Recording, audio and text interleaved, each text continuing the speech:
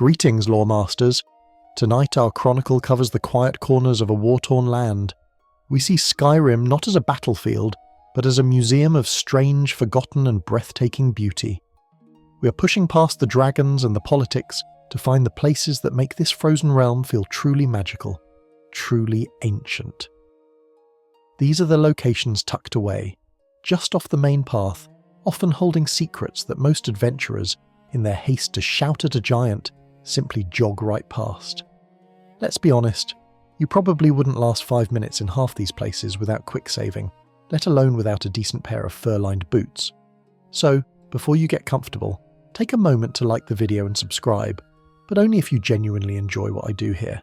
Invite viewers to post their location and local time. Now, dim the lights, maybe turn on a fan for that soft background hum, and let's ease into tonight's journey together. Our story begins in the dense, often dismal forests of Falkreath Hold. This is a land of towering pines, perpetual damp, and a general sense of melancholy. The Jarl here, Sidgeir, is more concerned with his finances than his people, and the graveyard in the main city is famously unsettlingly full. It's a place of endings.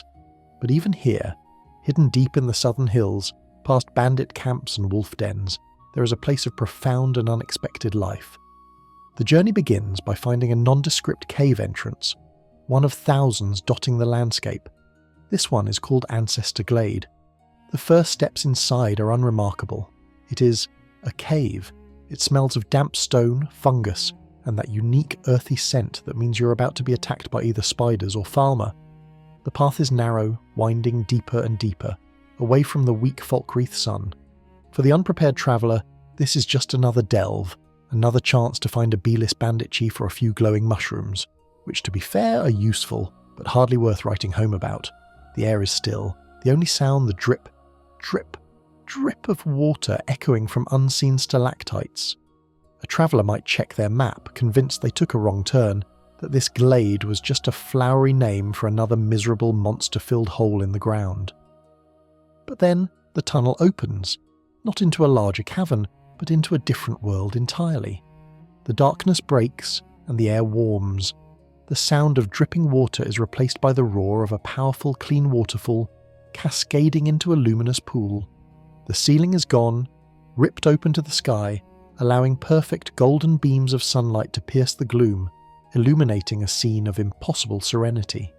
This is the Ancestor Glade, a hidden refuge, a subtropical paradise thriving in the heart of the snow-laden south. The ground is covered in vibrant, unique flora, flowers and plants that grow nowhere else in Skyrim, thriving in the glade's unique sun-drenched microclimate. And then, the traveller sees the moths. Not just a few, fluttering around a torch, but thousands, tens of thousands. They form shimmering, swirling clouds of pale yellow and white, catching the light in a hypnotic, silent dance. They are drawn to the beams of light, concentrating in the sun-drenched patches, and they are drawn to the traveller. These are not common moths, they are ancestor moths, one of the most sacred and mysterious creatures in all of Tamriel. This place is not a tourist spot. It is a holy site, a place of ritual. This is a core truth of the Glade. Adventurers, specifically those aligned with the Dawnguard, are sent here on a critical mission. They must perform the Ancestor Moth ritual to gain the insight needed to read an Elder Scroll. The Dragonborn, tasked with a burden that would crush a normal person, must come here, weapon sheathed, and participate in something ancient. The ritual is simple, yet profound. The traveller must walk among the moths, through their swirling clouds. As they do, the moths land, clinging to cloth, to skin, to hair, until the traveller is cloaked in them, their light a soft, divine aura. Only then, coated in this living, sacred light, can they approach the centre of the glade. There they find the canticle tree. It's a massive, ancient specimen, its bark covered in a unique, shimmering moss. The traveller must take a special tool, a draw knife, and scrape the bark. The moths, attracted to this disturbance, swarm, creating a cacophony of light and whispered wing beats. This act, this harvesting, imbues the traveller with the moth's second sight. For a moment, they can understand the Elder Scroll, that fragment of creation's code, without paying the ultimate price, because the price is steep. This brings us to a piece of lore many overlook, the truth of the moth priests. The men and women who dedicate their lives to the scrolls, the priests of the Cyrodiilic Order, don't just read them, they are consumed by them. They train for years, and with each reading, the scroll's infinite knowledge burns away a piece of their physical sight, replacing it with a different kind of vision. Eventually, all moth priests go blind. It is inevitable. It is the cost. And in their new, permanent darkness, they see things others cannot. The ancestor moths are their patrons, their partners. The ancestor silk spun from these moths is what the priests use to craft their iconic blindfolds. They are not just blocking out the world, they are filtering it, focusing their inner vision. This glade is a nursery, a sanctuary, for the very creatures that define one of the Empire's most secretive and powerful orders. It's a heck of a career path, really. What do you do for a living? Oh, I stare at a scroll that breaks reality until my eyes melt, and then I get to wear a really fancy blindfold. The dental plan must be non-existent. The traveller, now possessing the knowledge, would be forgiven for thinking the hard part is over.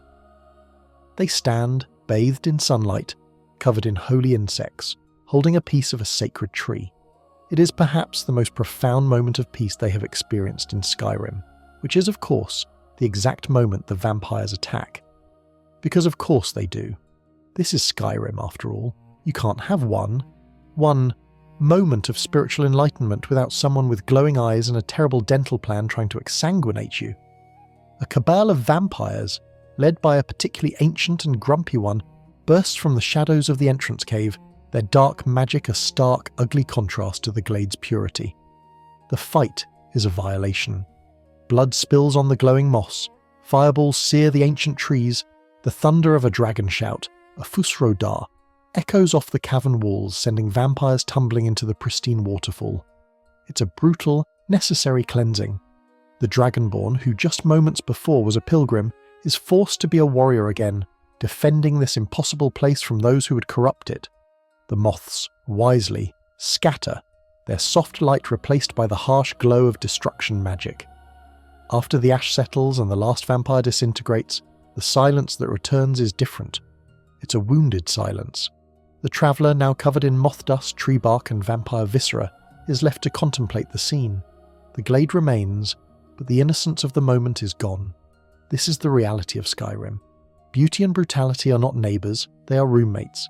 They live in the same space, constantly fighting for dominance. And this leads to a question the community still debates. What is the canticle tree? The game never explains it. It's clearly not a normal pine. It's ancient, and it has a unique interaction with the ancestor moths.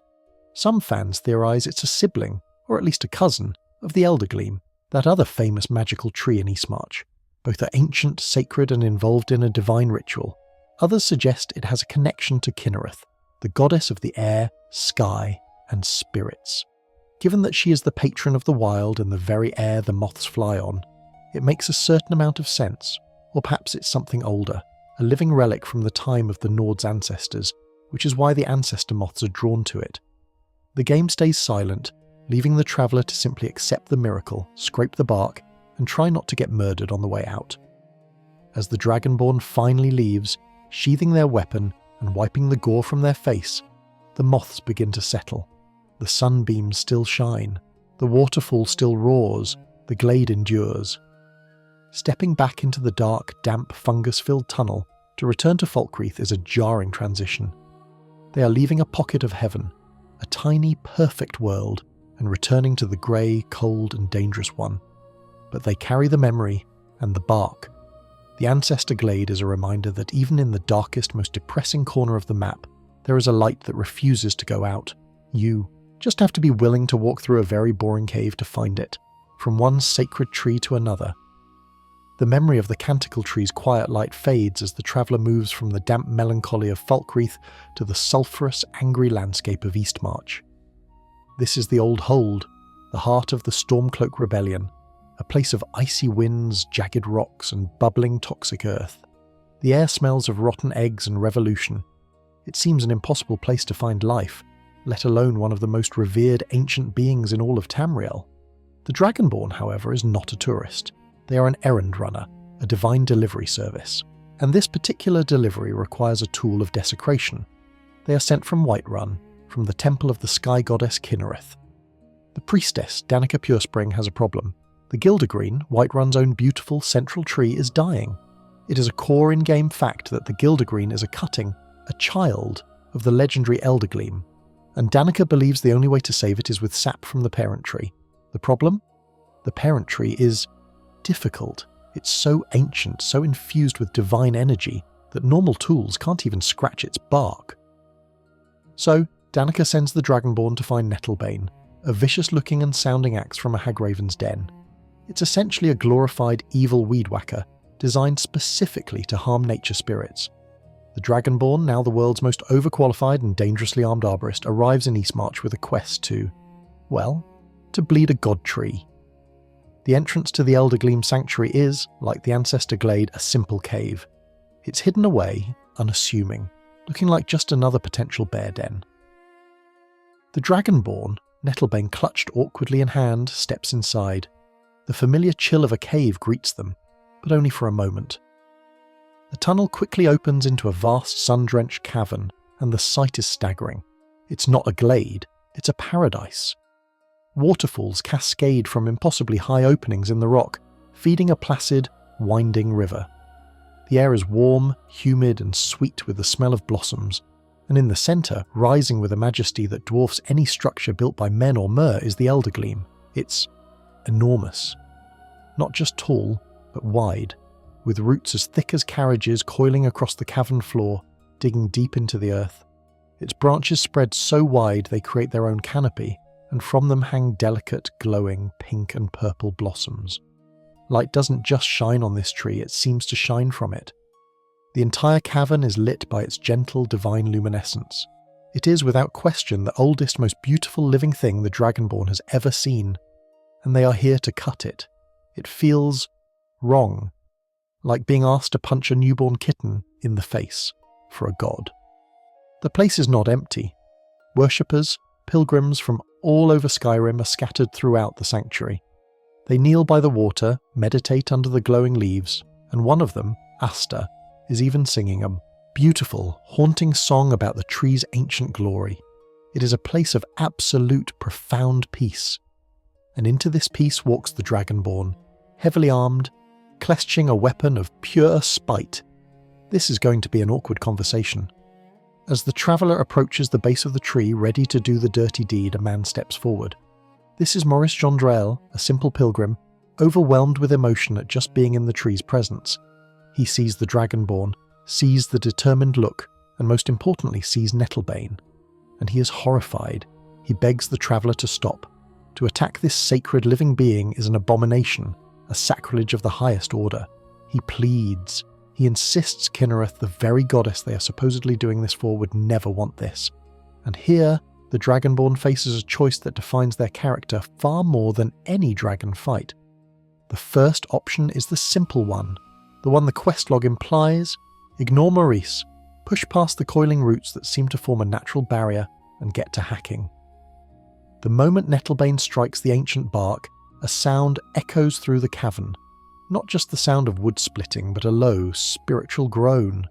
The tree is alive, and it is in pain, and it defends itself. The peaceful sanctuary erupts into chaos. Spriggans, the vengeful wooden spirits of the forest, burst from the tree's trunk, their eyes glowing with rage. They are frankly the absolute worst, fast, tough, and with that paralyze and maul attack that has caused so many controllers to be thrown. The pilgrims themselves may even draw weapons, incensed at this desecration. The Dragonborn is forced to fight, to kill these nature spirits and possibly their worshippers, all while standing on the roots of the being they are mutilating. It's a bloody, ugly, sacrilegious mess. But after the splintered wood and bodies have settled, the Dragonborn gets the sap. Quest complete. But there is another way. The Dragonborn can listen to Maurice. They can sheath Nettlebane. Maurice, overjoyed at this show of compassion, suggests that perhaps prayer is the answer, not violence. He asks to accompany the traveller to the tree. He kneels, he prays, and the eldergleam responds. Not with violence, but with a gift. The massive coiling roots that block the path shift and move, revealing a new, hidden passage. This path leads to a small new sapling, a perfect miniature version of the great tree, bathed in its own gentle light. It is a child of the eldergleam freely given. The Dragonborn can take this sapling back to Whiterun, and Danica can plant it. The old gildergreen will be gone, but a new, healthy and pure tree will take its place, a symbol of renewal, not of violence. This choice is the source of endless community debate. Which is the right way? The violent path gives you sap to repair the old tree, while the peaceful path gives you a replacement. Some players argue that the peaceful path is a cop-out, that the sapling isn't as good as the original. They argue that sometimes, to save something, you must do hard, ugly things. But the far more popular, and let's be honest, logical theory, is that the peaceful path is the entire point. Kynareth is the goddess of nature and the sky. Why would she reward her champion for butchering her most sacred shrine? The quest is a test. Is the Dragonborn just a blunt instrument, a weaponized thug who follows orders, or are they a true hero, capable of listening, of compassion, and of finding a better way? And what is the eldergleam? This is an obscure piece of lore. It's not just a tree. In-game books call it the oldest living thing, a gift from the goddess. But deeper texts hint at more. It's a focal point of Kynareth's power, a direct conduit to the divine. Some lore, like the Ode to the Tundra Striders, suggests it predates the Nords, a living relic of the Ilnafe, the ancient ancestor spirits who became men and mer. It may be one of the legendary grave trees of Kynareth, a place where the barrier between the mortal world and the divine plane of the goddess is almost non-existent. When the Dragonborn strikes the tree, they aren't just angering a Spriggan. They are, in a very real sense, striking the goddess herself. The tremors are felt in the heavens. Whether they leave covered in sap and blood, or carrying a gentle glowing sapling, the Dragonborn exits the sanctuary. The pilgrims return to their prayers. The song, though perhaps a little more subdued, continues. The eldergleam endures, a silent, ancient and powerful testament to life. It has seen empires rise and fall, it has seen dragons, and now it has seen the Dragonborn. It will, one assumes, still be there long after the Dragonborn is a pile of dust in a Draugr-infested tomb. The traveller steps back out into the sulphurous, angry air of Eastmarch, the sweet smell of blossoms fading, replaced once again by the stench of war. The journey, however, must continue, and it leads from this pinnacle of light and life, down into the deepest, darkest, and most terrifyingly beautiful place in Skyrim. The sweet, humid air of the Eldergleam Sanctuary is a memory that is violently scrubbed away. The journey to our next location is not a pleasant hike. It is a descent, a multi-stage plunge into the cold, mechanical, and utterly alien heart of the earth. It begins, as it so often does, in the frozen, wind-blasted snowfields of the north.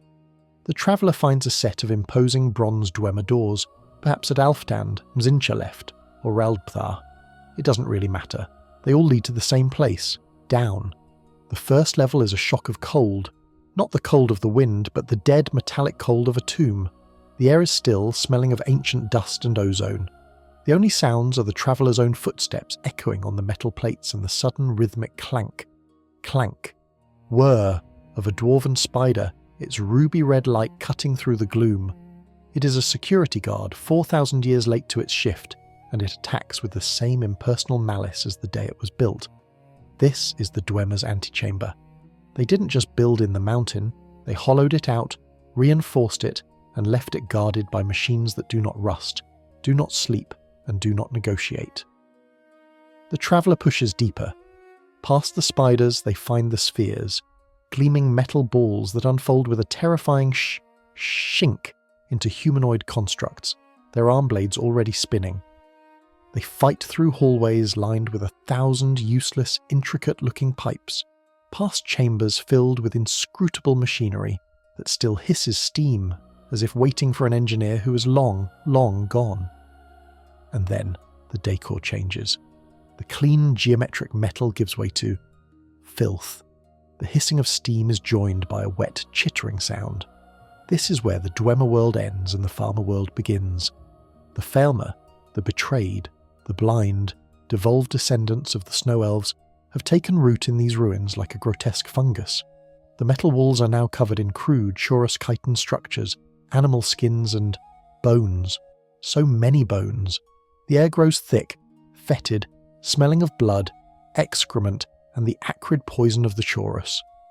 The traveller fights through these new organic tunnels, cutting down the pale, skittering Falmer, their senses so acute that the dragonborn smell is enough to bring a horde down upon them. It's a dark, brutal, claustrophobic slog. It feels endless.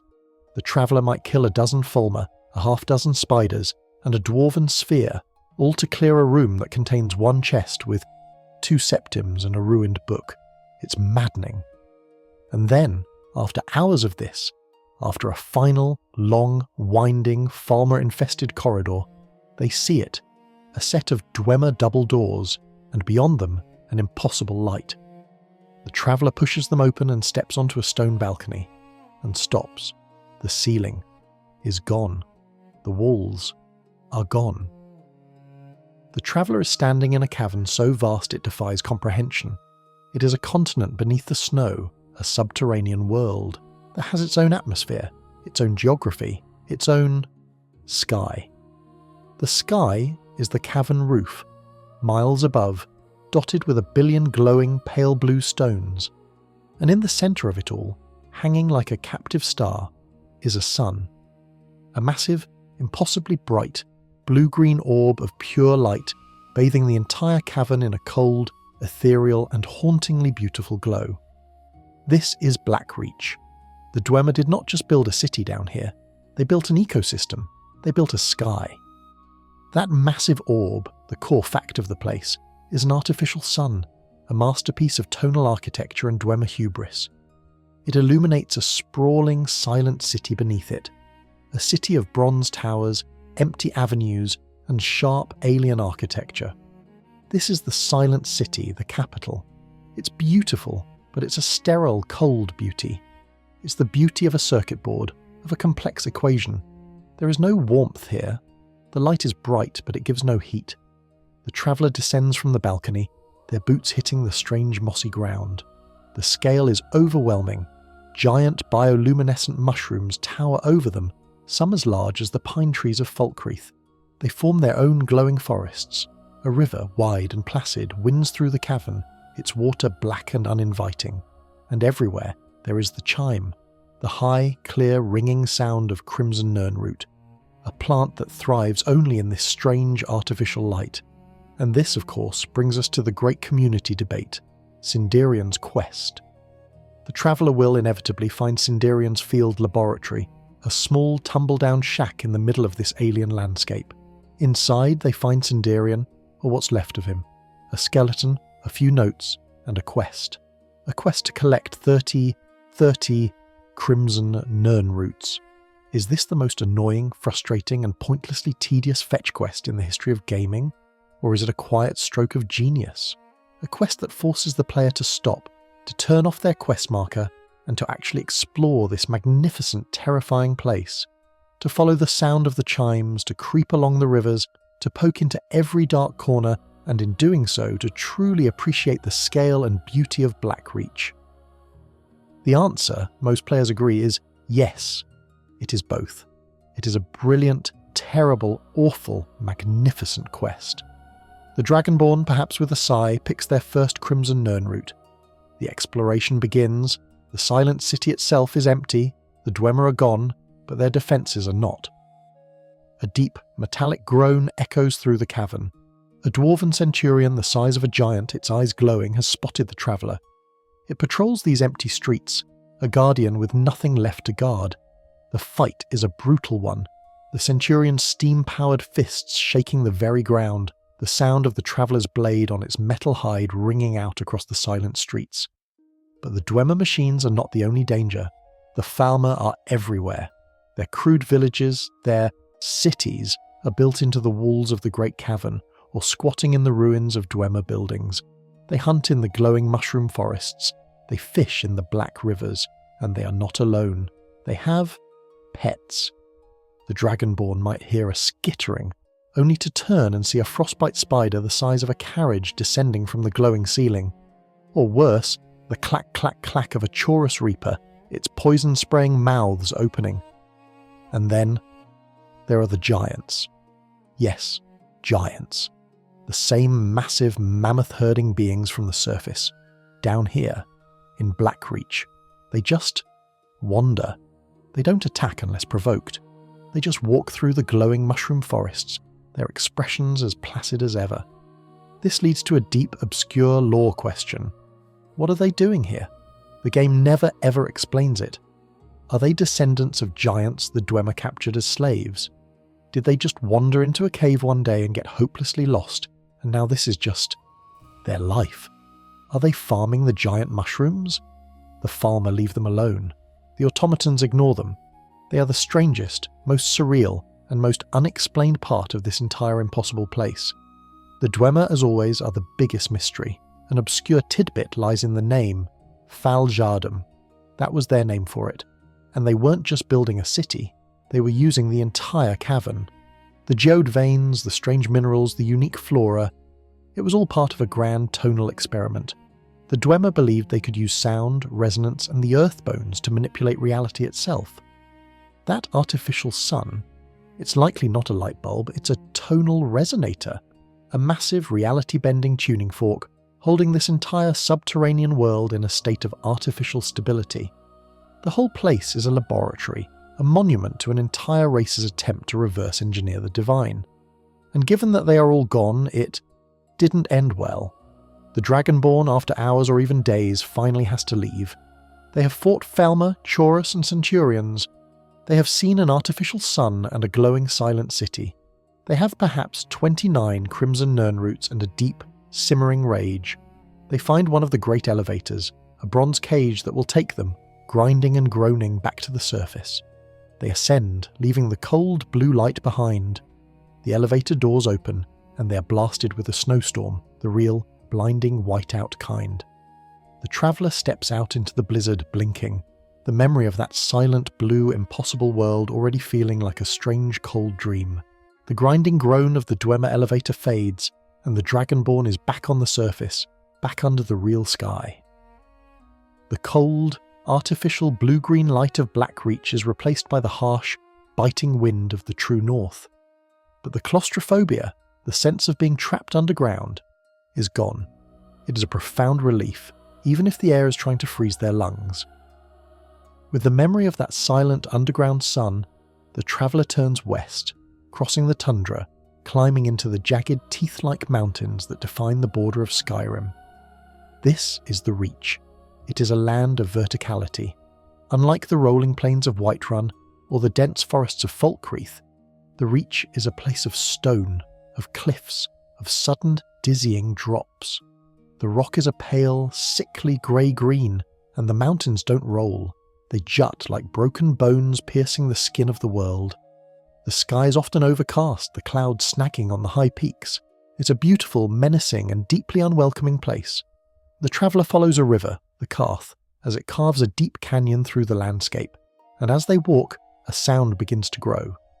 At first, it's a low rumble, felt more in the chest than heard, but it grows and grows until it's a deafening continuous roar that shakes the very air.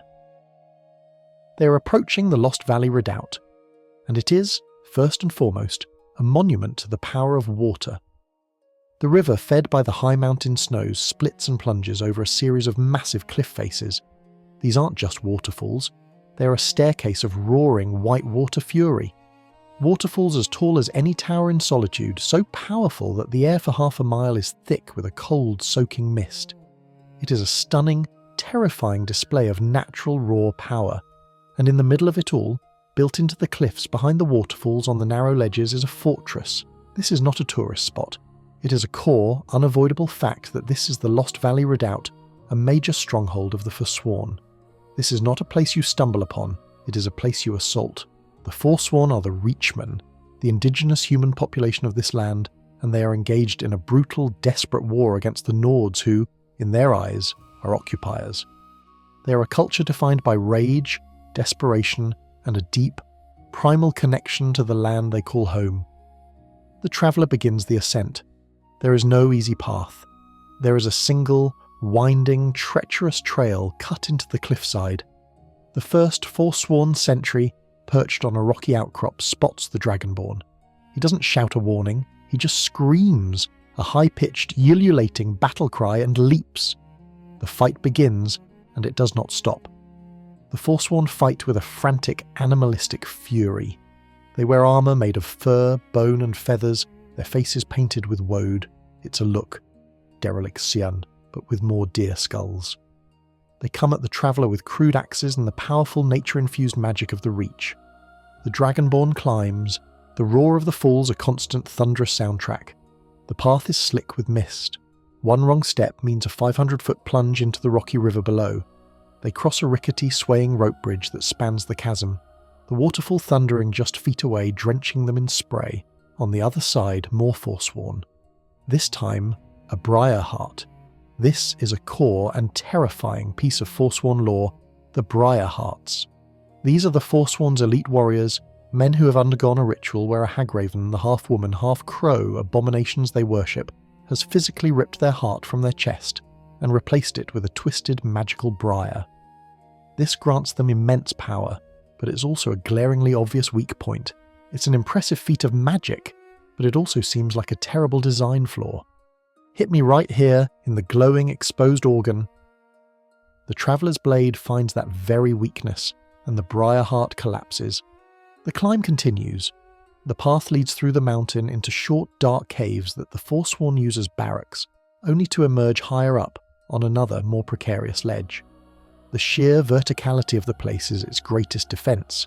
It's a fortress designed by the mountain itself.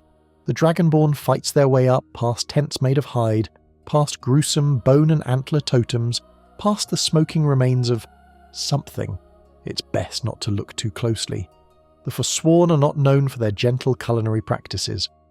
Near the top, the traveller sees them. Two hagravens standing on a high platform, just bickering. They are arguing, their horrible croaking voices somehow cutting through the roar of the water. They're complaining about a failed ritual, about some petitioner who wasn't worthy.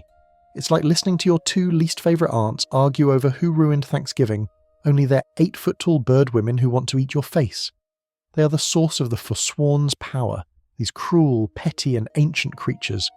The Dragonborn dispatches them, their fight a clumsy, flapping, fireball-throwing affair.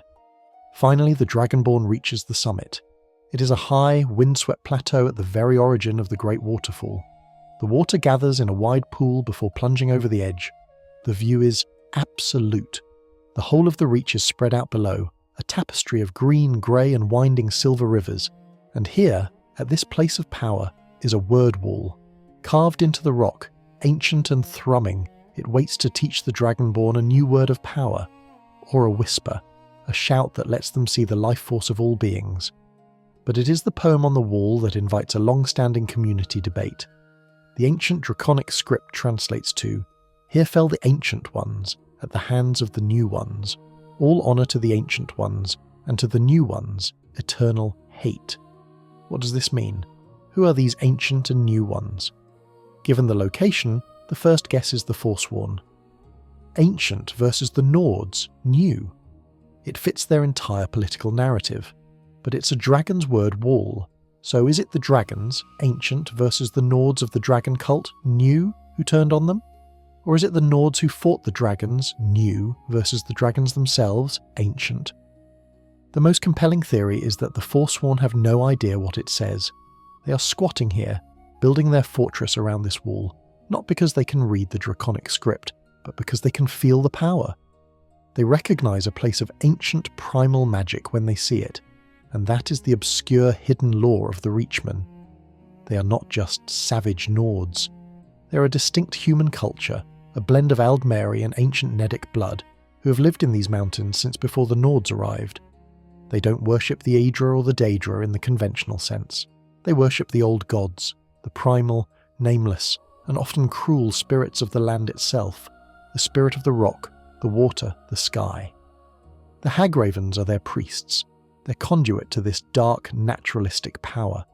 This entire redoubt, with its waterfalls and high peaks, isn't just a fortress. It is a temple. It's a place to be close to the sky, to the thundering voice of the water, to the very bones of the earth. The Dragonborn stands at the top, the mist of the waterfall on their face, the new word resonating in their soul. They have conquered the redoubt. The roar of the water is no longer a threat. It's just noise. The journey down will be faster. Perhaps, they think, looking at the deep churning pool at the base of the highest fall much faster. A single, clean dive. A plunge from the world of the forsworn, from the rage of the Reach, back into the river that flows to the rest of Skyrim. They step off the edge, and for a moment they are part of the waterfall itself.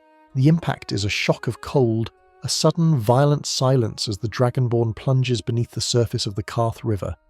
The deafening, permanent roar of the Lost Valley Redoubt's waterfalls is instantly snuffed out, replaced by the muffled, hollow sound of the current. The traveller surfaces gasping, drenched and freezing, but free. The thundering noise is behind them, above them, a problem for the angry forsworn who now have a fortress with a very obvious security flaw. The Dragonborn hauls themselves onto the riverbank, water pouring from their armour, and takes a moment to just appreciate the quiet. The air in the Reach is still, and the only sound is the gentle flow of the river and the distant cry of a hawk. The journey, however, is far from over. From the savage vertical world of the Reach, the path leads south, back into the familiar melancholy territory of Falkreath Hold. But this journey isn't to the city, or to the Ancestor Glade. This path leads to the extreme southern edge of the map, to the very border of Skyrim. The traveller pushes into the Gerald Mountains, the massive snow-covered range that separates the land of the Nords from the heart of the Empire, Cyrodiil. This is not a casual climb. The air grows thinner, colder. The towering pines of Falkreath give way to stunted, wind-blasted firs, and then to nothing but snow and bare rock.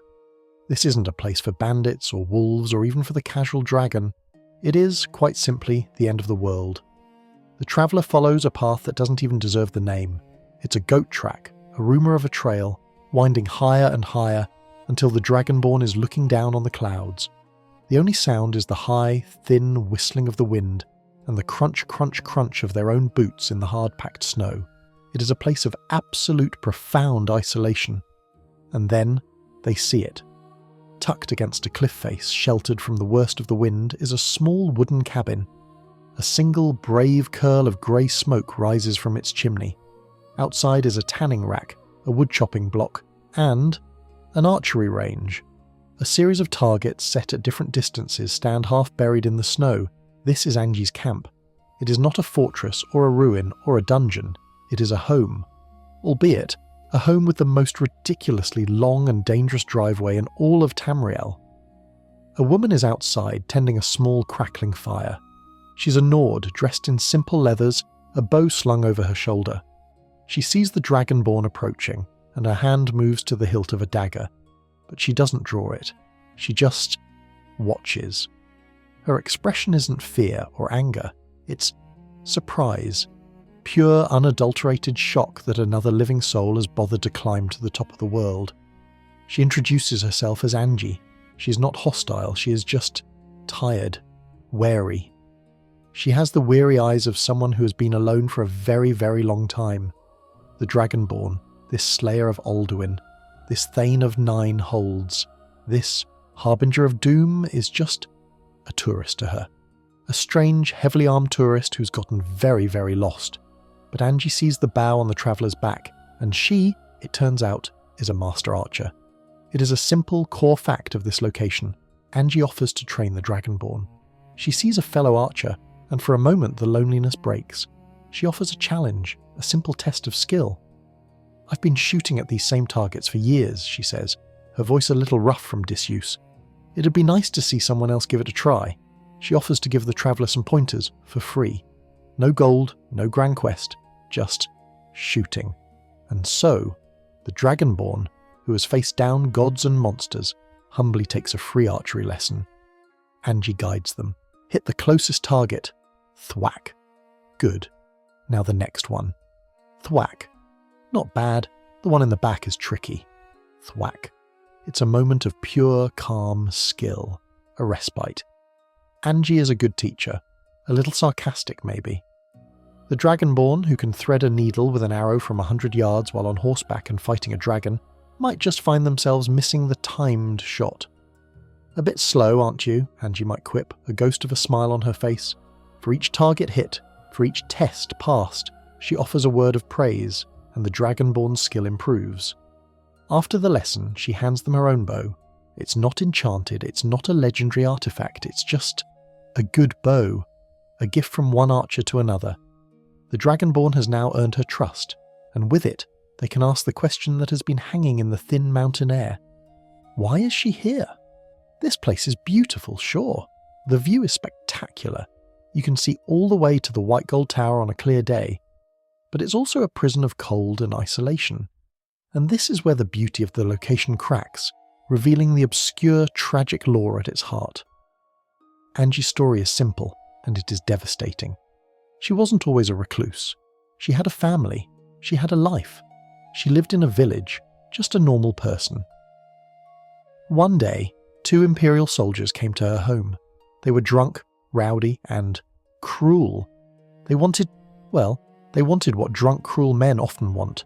Things got violent. They killed her parents.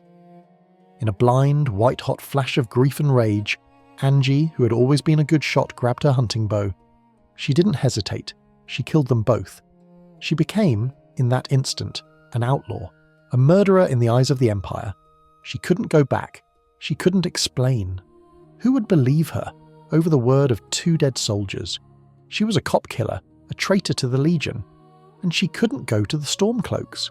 She knew they would just use her. They would turn her personal, agonizing tragedy into a piece of crude propaganda. See? The evil Empire, murdering our people. She didn't want to be a poster child for their war. She didn't want to be anything. So she ran. She ran as far and as high as she could. She ran to the one place in Skyrim where no one would ever think to look for her. She ran to the top of the world, to the border of the very land she was fleeing, and she has been here ever since. She hunts, she survives, and she waits. What have you been hunting? The Dragonborn might ask. Anything that's come by, she'll reply. Mostly time. It's a gut punch of a line. She's a woman hollowed out by her own, justifiable rage, living in a self-imposed prison, practicing the very skill that saved her life and ended it at the same time. This is, of course, where the community starts to theorize. Her story is so bleak and simple, it's almost too simple for a world like Tamriel. Who were those soldiers? Just 2 random, awful men? A sign of the rot at the heart of the civilized empire? Or something more? Some fans, who see a Thalmor conspiracy behind every broken cart, suggest the soldiers were Thalmor in disguise, trying to destabilize the region. Or perhaps they were looking for Angie's family for some other, darker reason. A more grounded and sadder debate is about Angie herself. Is her training of the Dragonborn a final, desperate act of connection? A way to pass on the one part of her that matters before she finally succumbs to the cold, or to her own grief? Is she looking for a student, or just a witness? The game gives no answers. She is just Angie, a tragic, lonely, deadly woman on a mountaintop. The training is over, the story has been told, and there is nothing the Dragonborn can do. They cannot fix this. They cannot get her a pardon. They cannot bring her family back. They cannot even offer to kill the people responsible, because she already did. She is a problem that has been solved in the most terrible way. So, the Dragonborn, now a slightly better archer, and carrying a story as heavy as any Daedric artifact, simply leaves. They give a nod, a word of thanks, and turn their back on the lonely cabin. Angie watches them go, a single, dark, suited figure against the endless white snow. Then she turns back to her targets. Thwack! The sound is sharp, clear, and very, very small in the vast cold silence of the Gerald Mountains. The high, thin, whistling wind of Angie's lonely peak fades as the Dragonborn descends. The crunch of snow underfoot is replaced by the squelch of mud, and then the solid, unyielding stone of the reach. That single, sharp thwack of Angie's arrow hitting its mark, a sound of profound and tragic focus, echoes in the traveller's memory. It was a sound of survival, of a life distilled to a single, repeated defensive action. But the world is full of different kinds of repetition, and not all of them are so practical. The journey takes the traveller back into the land of vertical stone and angry natives, but this time they are following the sound of water. Not the sound of the massive fortress-like waterfalls of the Lost Valley Redoubt, but a different, cleaner roar. They are near the border of Whiterun Hold, a place where the jagged grey stone of the Reach gives way to the open tundra.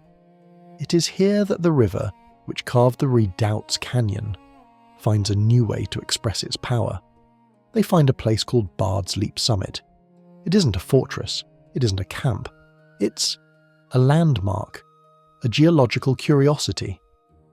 The river has carved a deep echoing chasm, and at one point a natural bridge of rock, reinforced by some long-dead, optimistic builder with wooden beams, juts out over the void. It forms a precarious diving board, hanging in the air. Far, far below, the river, after a sheer, thundering drop, gathers in a small, turbulent circular pool.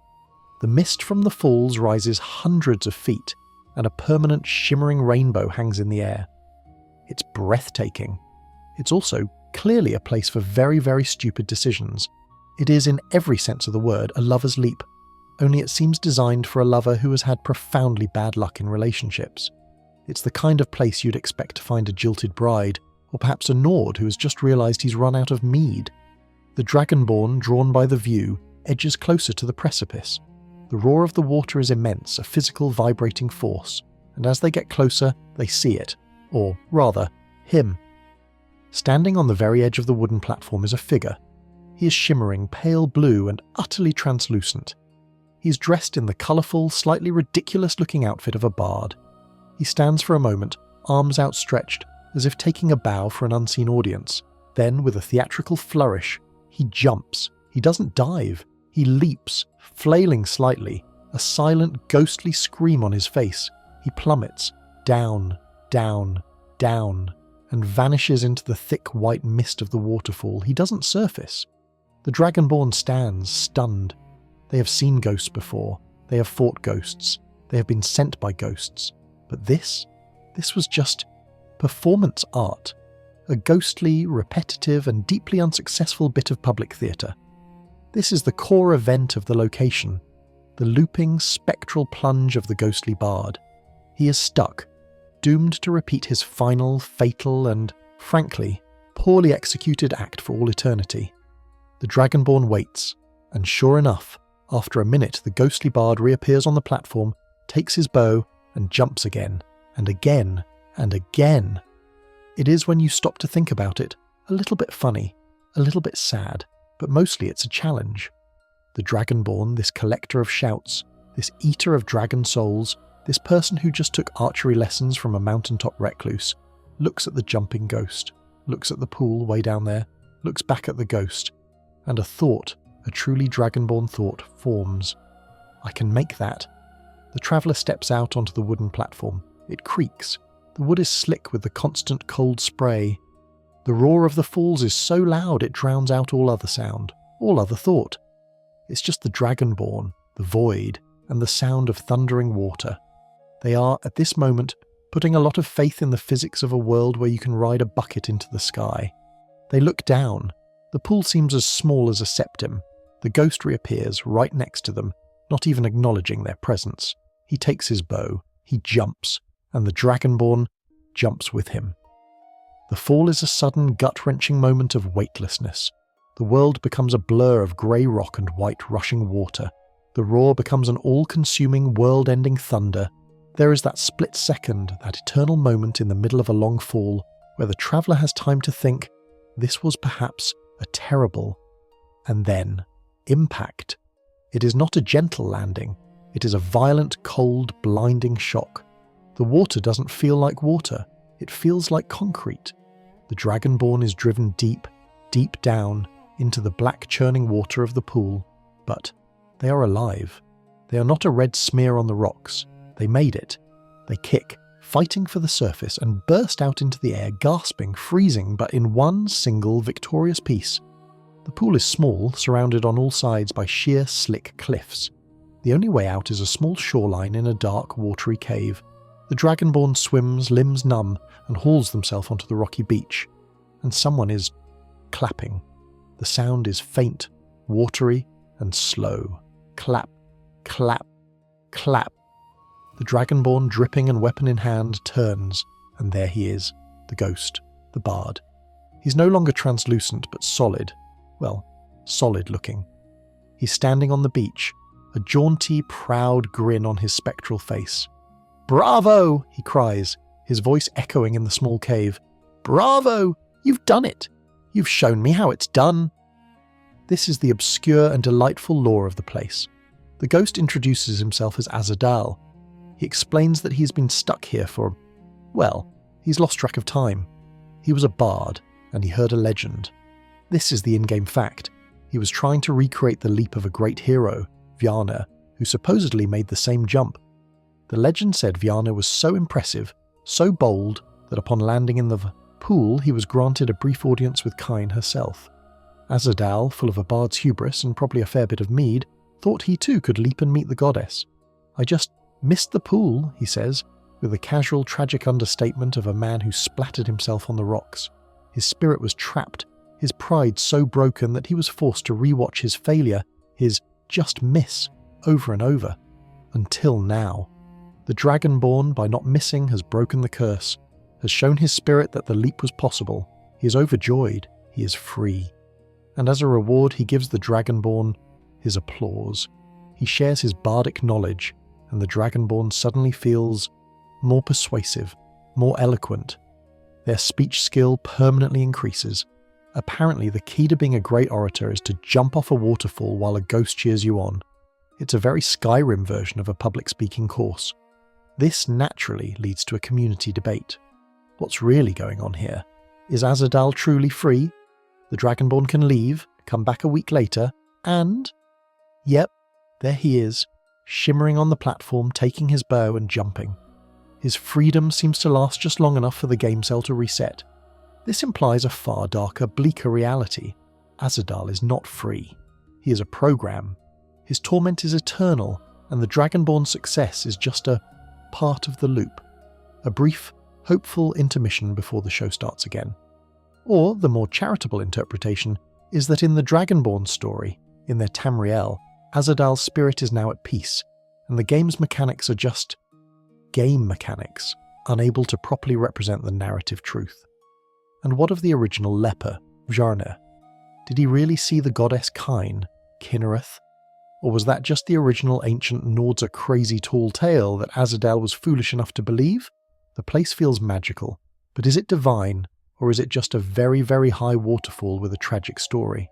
Azadal, ignorant of his potentially eternal damnation, gives the Dragonborn a final jaunty salute and fades away, hopefully for good this time. The Dragonborn, now extremely damp, slightly more charismatic and very cold, is left standing in a dark cave at the bottom of a waterfall. The only way out is a dark, winding tunnel, a back exit that leads who knows where. They light a torch and the journey from this place of high, watery folly continues.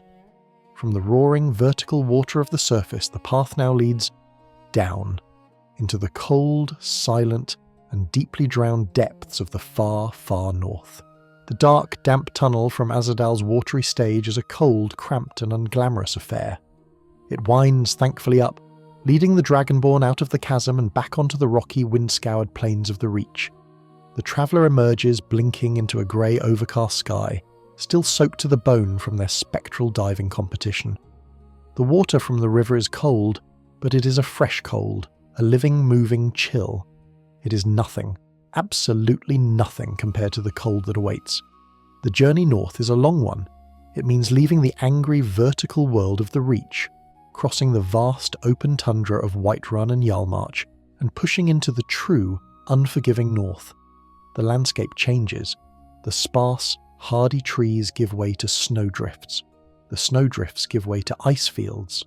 The traveller passes the College of Winterhold, a monolithic, impossible-looking structure perched on its crumbling arch, a testament to magical hubris. But the Dragonborn isn't going to school. They are walking past it to the very edge of the map, to the cliffs overlooking the Sea of Ghosts, and here the world ends. This is not the tumultuous, crashing ocean of stories. This is a vast, grey, brooding expanse of water, so cold it looks heavy, like liquid metal. Massive, blue-green icebergs, the size of houses, drift in a slow, silent and menacing ballet. The wind coming off this water is not a breeze. It is an assault. It is a physical, malicious force that steals the breath and numbs the skin in seconds. The Dragonborn stands on the precipice, looking down at this frigid, hostile and utterly uninviting scene. And they are here to go for a swim. No one wants to do this. This is not a day at the beach.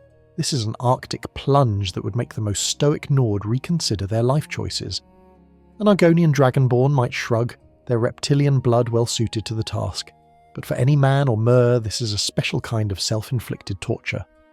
The traveller chugs a potion, the magical liquid, glowing blue maybe, feeling impossibly warm as it goes down, a magical buffer against the inevitable. Or perhaps they murmur the incantation for water breathing, the magicka flowing into their lungs, a promise that they will not drown. It's a small comfort. Drowning is frankly only the second worst thing that can happen in this water. They find the spot. It's not marked, save for the cluster of ice floes and a patch of water that looks darker, deeper. This is the place marked on some forgotten map or whispered about in a Winterhold inn. This is Pilgrim's Trench. The Dragonborn leaps. The shock of the cold is instantaneous. It's not just cold, it is a crushing, violent and absolute absence of heat. It is a pain so total, so immediate, that the Dragonborn's vision tunnels. The potion, the magic, it doesn't stop the cold, it just keeps it from killing them. Instantly. The sound of the wind, the cry of the gulls, all of it is gone. There is only a sudden, profound and terrifying silence, broken by the muffled hollow rush of water and the Dragonborn's own strangely loud heartbeat. They descend. The light from the grey, overcast sky fades with every kick. The world becomes a gradient of dark green to dark grey to black. It is a different kind of darkness than Blackreach. That was a cavern, a hollow space. This is a pressure. This is the weight of an ocean, the weight of the entire frozen north, pushing in from all sides. The traveller is a tiny, warm-blooded speck in a world that is designed to freeze and crush. And then the bottom comes into view. Not sand, not rock, but shapes. Wrong shapes. Splintered wood, broken masts, the curved black ribs of massive sunken ships. This is the core grim fact of Pilgrim's Trench. It is an underwater graveyard of vessels. A boneyard. Dozens of ships, from small fishing boats to massive war galleys, are piled here, one on top of the other, in a tangled, silent and permanent embrace of death. They have been driven here by something, and sunk. Their crews and cargo taken to the bottom. The place is not uninhabited. The Dragonborn's light, perhaps from a mage-light spell, a glowing magical orb that drifts lazily ahead, illuminates the scene, and the light catches movement. Fast, aggressive movement. Slaughter fish. The piranhas of Skyrim. They swarm the wrecks, their segmented armour-plated bodies and needle-like teeth perfectly at home in this frigid, dark and horrible place. They are the only guardians, the only living things, if you can call them that. The fight is an awkward, clumsy 3D ballet of terror. The Dragonborn, their movement slowed by the water, swings a sword in a great slow arc, the blade meeting almost no resistance. Yet somehow, it's enough. A burst of blood, black in the magical light, and the swarm retreats, only to dart in again. It's a deeply, deeply unpleasant encounter. After clearing the immediate toothy threats, the Dragonborn explores. They swim inside a wreck, through a hole in the hull where the wood has rotted away. Inside, the silt of the ocean floor has piled up, but the cargo is still there. Chests, half buried, their locks rusted solid. The Dragonborn, in a feat of truly absurd dexterity, pulls out a lockpick. The click, click, click is muffled, tiny, and the lock finally springs open. Inside, a few septims, a garnet, a soggy ruined book. The treasure feels pathetic. This is where the name, the obscure lore, comes in. Why Pilgrim's Trench? Were all these ships just lost? The community has long debated this. Is this a Bermuda Triangle of Tamriel, a natural hazard of currents and ice? Or is it something more? The proximity to Inglebarrow is suspicious. Ingle, son of Isgramor, was lost at sea, his ship claimed by the ghosts of the sea. Did he, or the spirits that took him, create this place? Are these ships the victims of a curse, pulled down by the ghostly crew of Ingle's ship for all eternity? Or, a more mundane but equally tragic theory, were these ships full of pilgrims from before the time of Ysgramor, pilgrims to the ancient snow elf chantry? The Forgotten Vale is, after all, in this region. Were these snow elf pilgrims fleeing the genocide of the Nords taking to the sea, only to be caught in storms and wrecked here? The Dragonborn swims deeper into the captain's quarters of a massive sunken galleon, and there, floating gently, his armour and bones held together by the shreds of his clothing, is the captain. He's wedged against the ceiling, his skeletal hand still clutching the handle of a treasure chest. The Dragonborn has to push the skeleton out of the way, a puff of silt and bone dust clouding the water to get to the chest. It's a moment of profound, cold and practical grave robbing. Inside this one, however, a prize, a quest item, perhaps a book on runes for the college, perhaps a unique, water-damaged, but still magical ring. The point of being here. The Dragonborn clutching their prize knows their time is up. The potion is wearing off. The magic is fading. Their vision is starting to pulse at the edges, the cold really setting in. It is a frantic kick to the surface. Up, up, up towards that pale, shimmering grey-green light. The pressure eases. The world brightens. And then, AR! The Dragonborn bursts from the surface, a spray of ice-cold water, and takes a huge, ragged, painful gasp of Arctic air. It is the best breath they have ever taken. They clamber onto the nearest ice floe, collapsing, shivering so violently their teeth are rattling. They are alive.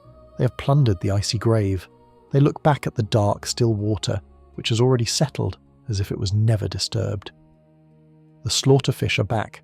The skeletons are still floating. The trench is as it was, a cold, silent and deeply hidden tomb, waiting for its next pilgrim. The Dragonborn, with soggy boots and a new cursed-looking ring, must now get to warmth. And the only way to do that is to go back through the darkness. The Dragonborn's flesh is still numb from the Arctic water, a deep cellular cold that no fire can seem to burn away. The shivering has, thankfully, stopped, but the memory of that silent, crushing, ice-filled graveyard in the Sea of Ghosts is a new, heavy weight in their mind. They are a creature of 100 dark, terrible secrets, a walking museum of places that should not be seen. The ring they pulled from the captain's skeletal hand feels cold on their finger, even through a gauntlet. The journey from the northern icefields is a blur, a long, grim walk, a return to the civilized lands, which feel, in their own way, just as cold. But a new quest is pulling them, a quest for the very source of light. They have been tasked either by the ancient vampires of Castle Volkihar or the grim soldiers of the Dawnguard to find Auriel's bow, a mythical weapon, an artifact of the elven god king Auriel said to hold the power of the sun itself. And the path to this bow, as with all things of value, is not a simple one. It doesn't lie in a crypt or a dragon's hoard. It lies at the end of a pilgrimage, and that pilgrimage begins in a dark, wet, and deeply unholy hole in the ground. The traveller is led to Darkfall Passage. The entrance is a remote, gaping cave hidden in the wild, forgotten corners of the Reach. It is unremarkable, save for the bones and blood splattered around the entrance, a fresh warning that something unpleasant lives within. The air that gusts from the cave's mouth is not the still, dead air of a tomb. It is moving, humid, and it smells of mould, animal musk, and something acrid, like the layers of the Falmer. The Dragonborn steps inside, perhaps with the vampire princess Serana at their side, her presence a strange, undead comfort in the gloom. The first few chambers are expected. A high, dripping ceiling, the glint of spider eyes in the darkness. A frostbite spider, its legs spanning the width of the path, descends. It is a perfunctory, almost boring fight. A few skeevers, their squeals echoing, are cut down. This is the lobby of the dungeon, the part designed to make the traveller sigh and think, oh, it's just one of these caves. This feeling does not last. The cave system opens dramatically into a vast, unlit chamber. The ground falls away into a black, yawning abyss. A narrow, crumbling stone bridge, barely a few feet wide, is the only path forward. And from the darkness below, a new sound rises, joining the drip, drip, drip of the water. It is a roar, a deep, thundering, violent roar of a massive underground river, a torrent of water moving at impossible speeds, lost in the total darkness. This is the gauntlet. This is the core, terrifying fact. Darkfall Passage is a brutal, trap-filled and monster-infested test. It is not a cave, it is a proving ground, designed by the ancient snow elves to test the faith and endurance of their pilgrims. And it seems the first test is, can you not fall off this tiny, crumbling ledge? The Dragonborn edges forward. The roar of the river is deafening, disorienting. The air is thick with a cold, wet spray, and then the skittering begins. From the darkness on the other side, from the walls, from the ceiling, the Falmer come. They are here. Of course they are here. They are blind, hunched, and they move with that unnatural insectile speed. They scream, that high-pitched, rattling shriek, and charge. The Dragonborn is forced to fight, sword and shield or magic and flame, on a narrow precipice over a bottomless roaring void, a single shield bash, a fuss, and a Falmer is sent screaming, vanishing into the blackness of the river below. It does not resurface. The traveller pushes on past the bridge into a new network of tunnels. But the test has only just begun. The snow elves, it seems, were not subtle. Clang. A massive, spiked, swinging log trap the size of a carriage hurtles from the darkness, designed to sweep the unwary pilgrim clean off the path. Thwack. A pressure plate and a volley of poisoned darts shoots from a wall that looked solid. It is a place of low, cruel cunning. This is not the high-minded, elegant machinery of the Dwemer. This is brute force Indiana Jones level. Impalement is the answer, trap design. And the Falmer have adapted. They live within the gauntlet. Their crude, leathery huts are built on the ledges, their chorus pen tunnels branching off the main path. They too are a part of the test now. They are the new, living, and utterly horrifying guardians of this place. The Dragonborn fights through them, the air getting thicker, fougie, the smell of the chorus's acrid poison mixing with the river's damp.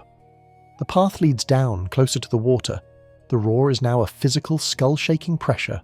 And here, the Dragonborn might find the remnants of the pilgrims who came before, a skeleton still clutching a journal. This is an obscure and sad piece of lore. The journal tells of a pilgrim who came, full of faith, to find the elves. He believes in the test. He believes he is on a sacred path. The final entry is panicked. He is being hunted. He has heard the skittering. He now knows that this is not a test. It is a hunting ground. The Dragonborn, of course, has a choice. They can stay on the path, or they can fall. They can jump. They can be knocked off. And if they fall into that river, they are swept away. The current is a monster. It grabs them, tumbles them, smashes them against unseen rocks in the total darkness. They are pulled under, choking, disoriented, and then they are spat out, gasping on a small, dark shoreline. They are in a side cavern filled with more Falmer, more spiders. Or, in a truly horrible twist, a Vale saber cat, a creature of the light, somehow lost, starving, and homicidally angry down here in the dark. They have failed the path, but found a new, even harder one. They must fight their way out of this side dungeon just to find the main dungeon again. This place is a maze, a nightmare of rock, water, and teeth. And this leads to the great community debate. What is this place, really? Is it, as Knight Paladin Gelabor, the elf at the end of this, will claim, a test of faith? Did Auriel really design this death trap as a spiritual bouncer? Only those who can survive a 10-mile, monster-filled, spike-log gauntlet are worthy to pray? It seems excessive, even for a god. The more plausible and darker theory is that this was once a beautiful, simple pilgrimage path, a gentle, underground river walk. But then, the betrayal happened. The Falmer, the snow elves themselves, devolved. They infested their own sacred path, the traps. Maybe they were built by the last sane snow elves in a desperate, failed attempt to keep the new, monstrous Falmer out. The gauntlet isn't a test for the Dragonborn. It is the ruin of a nation. It is a 4,000-year-old failed quarantine. Gelabor is just the last survivor, telling himself a story to make the horror make sense. The Dragonborn, bruised, battered, poisoned, and profoundly damp, finally, sees a change. The path, after one last horrible, Falmer-infested warren, begins to climb. The roar of the river, which has been their constant abusive companion for hours, begins to fade. The air changes. It's not clean, not yet. But the mould and filth is replaced by a simple, honest, mineral smell. The tunnel becomes smooth. Not Dwemer smooth, but carved, intentionally. A light appears ahead. Not a torch, not a glowing mushroom. It is a white, pure and gentle light. The Dragonborn walks towards it, their boots echoing in the sudden, profound silence. The tunnel opens up and the Dragonborn steps out and stops. They are in a vast, impossibly large cavern. No, not a cavern. It is a space, but the light is coming from above. The roar of the river is gone, the skittering is gone, the air it's cold. But it is the cleanest, sweetest, freshest cold they have ever breathed. They have walked through the bowels of the earth, through the nightmare of the farmer, through the very definition of a horrifying gauntlet, and they have arrived. The path is over, and the reward, the most beautiful hidden place in all of Skyrim, is about to be revealed. The Dragonborn steps out of the oppressive mineral-scented darkness of the tunnel and into the sky. There is no other word for it.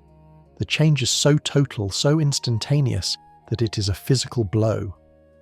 The air, which for hours has been a thick, wet, foul-smelling blanket of mould and filth, is suddenly gone. In its place is an air so cold, so clean and so thin that the Dragonborn's first breath is a gasp, a painful, exhilarating shock to the lungs. The silence is absolute. The skull-shaking roar of the underground river in Darkfall Passage is not just gone. It feels like it never existed, like a bad dream evaporated by the dawn. And there is light. Not the flickering of a torch, not the false, cold, blue-green glow of Blackreach. This is a real, natural and yet strange light. The traveller looks up and there is a sky, but it's a sky they have never seen. It is a pale, pearlescent, lavender and rose gold, a perpetual twilight. The sun is not visible. It is hidden behind the colossal snow-capped peaks that wall in this place. This is not a cavern, it is a valley the size of a whole hold, a world unto itself, hidden from all of Tamriel by a barrier of impassable mountains. This is the Forgotten Vale. This is the core, unavoidable truth of the place. It is the last great sanctuary of the Snow Elves. This is what they died to protect. This is the promised land that all the Falmer in their dark, devolved and twisted hearts are still, perhaps, unconsciously seeking. It is a pristine, frozen, and heartbreakingly beautiful museum of a dead civilization. The Dragonborn stands on a high precipice, the one that Gelebor, the last living snow elf, calls home. Below them the valley floor stretches out, a vast expanse of perfect untouched snow. A river, wide and placid, winds through the centre, but it is not water. It is a sheet of solid blue-white ice. And crisscrossing the valley, carved from the mountain rock itself, are the most elegant, graceful and utterly alien structures the Dragonborn has ever seen. Slender, impossible arches leap over the frozen river. Delicate spires, looking more like a part of the rock than something built upon it, climb the cliffs. It is elven, yes, but not the golden, warm architecture of the Altmer, or the dark, brooding style of the Dunmer, or the organic wooden work of the Bosmer. This is something else. It is the architecture of snow, of ice and of light, and it is all utterly silent. The Dragonborn begins the pilgrimage. Knight Paladin Gelebor, his face a mask of serene, 4,000-year-old sadness, has given them the task. To reach Auriel's chapel, the traveller must walk the path of the initiate. This is the obscure and beautiful lore of the Vale, the pilgrimage.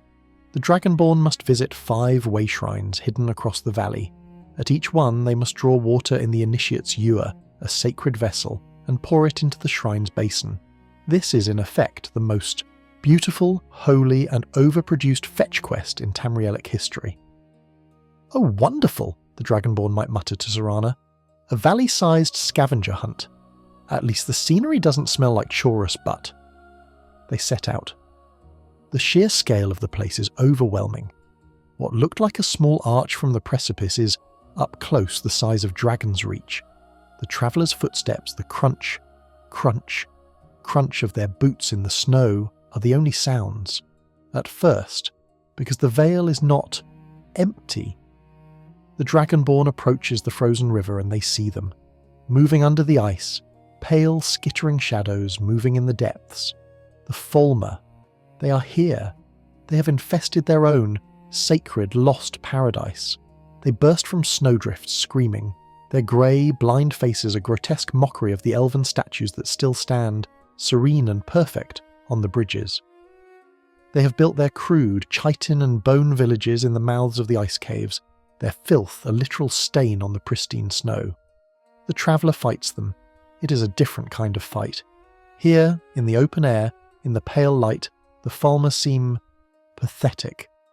Less like a subterranean monster, and more like a pest. A rat infestation in a cathedral. The Dragonborn cuts them down, and the pure white snow is stained with black ugly blood. This, of course, is the central painful fan debate. What happened here? Gelebor is supposedly the last sane snow elf, but this was their sanctuary.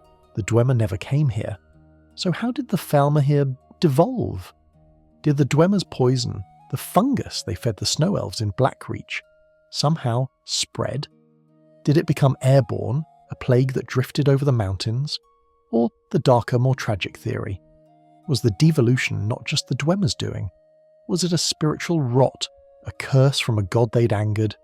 Did they lose Auriel's favour and, trapped in this isolated valley, simply fall? The game never says. It just shows the result. A blind, furious, animalistic creature screaming at the base of a statue of its own, beautiful, long-lost god. The Dragonborn finds the first way shrine. It is a small, elegant, dome-like structure. Inside, a glowing, magical basin, and a ghost, a prelate, a snow elf in full, elegant, ancient armour. He does not speak.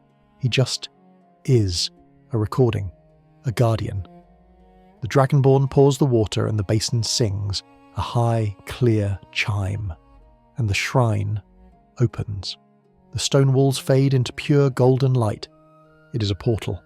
The Dragonborn steps through and is transported in a flash of light to a high, hidden bridge further up the valley.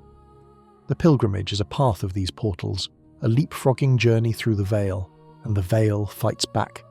The local wildlife is not pleased to see, well, anyone. The Dragonborn is attacked by Vale saber cats. Their coats are pure, snowy white. Vale deer, with their massive, strange antlers, bolt through the snow. It's like Skyrim 2.0. Colder, elvier edition. But the real surprises are bigger. In a massive open ice field, the Dragonborn might see a giant. A frost giant. Not the lumbering, club-wielding oafs of Whiterun. This thing is armoured, ancient and blue. It seems to be guarding a strange crystalline paragon. It's another lost ancient thing in a valley full of them. Right, frost giants, because the regular kind just weren't cold enough. The theming here is a little on the nose, guys. The traveller continues. They find the second, third, fourth shrines. Each one is a small, quiet, holy place. Each one is a portal. And in between, more Falmer, more ice caves, more climbing. The valley is not just wide, it is deep. The traveller finds a massive frozen waterfall and, seeing a path behind it, explores. And finds another hidden forested grotto, a pocket of green in this world of white. It's where the Vale saber cats live. Of course it is. And then the Dragonborn makes their way to the centre of the valley, to the massive frozen lake. It is a sheet of ice, half a mile across. It is beautiful. It is silent. It is, of course, a trap. The Dragonborn steps onto the ice. A tremor, a groan that shakes the air. The ice cracks, and from the freezing black water below, 2 dragons burst from the ice, sending water and massive shards of ice into the air. Voslarum and Naslarum, they are not lost. They are here. They roar, their voices, Skyrim's voices, echoing in this hidden elven valley. It is a clash of worlds. because you cannot have a pristine hidden magical valley without at least 2 dragons showing up to ruin the property values. It is a universal unspoken law. The fight is a brutal, chaotic and spectacular mess. The Dragonborn on a slippery sheet of ice battles 2 ancient powerful dragons, their shouts Fusrodar, sending crack spiderwebbing across the lake, their fire breath turning the snow to steam. Finally the beasts are slain, their souls are ripped out, absorbed, their skeletons sinking back into the black cold water. The silence that returns is absolute. The Dragonborn, now having killed the entire ecosystem, from the smallest Falmer to the largest dragon, finally reaches the 5th way shrine. The ewer is poured, the chime sounds, the final portal opens, and it leads not to a bridge, but to a massive carved double door. The entrance to the inner sanctum. The pilgrimage is over. The lost world has been crossed. The final wayshrine portal hums, and the Dragonborn and Serana step through, not into another cave or grotto, but onto a bridge. The word bridge feels offensively small, like calling a mountain a rock. This is a colossal, winding, and impossibly elegant span of white pearlescent stone, a highway through the clouds. It stretches across a chasm so deep that the bottom is not visible, just a roiling white cloud-filled void. The wind here doesn't whistle, it sings, a high, clear chord.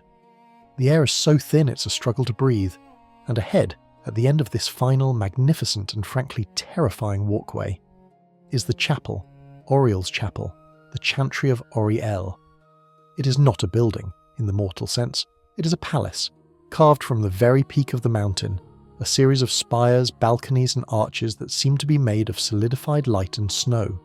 It dwarfs any Jarl's palace, any temple in Skyrim, with an effortless ancient grace.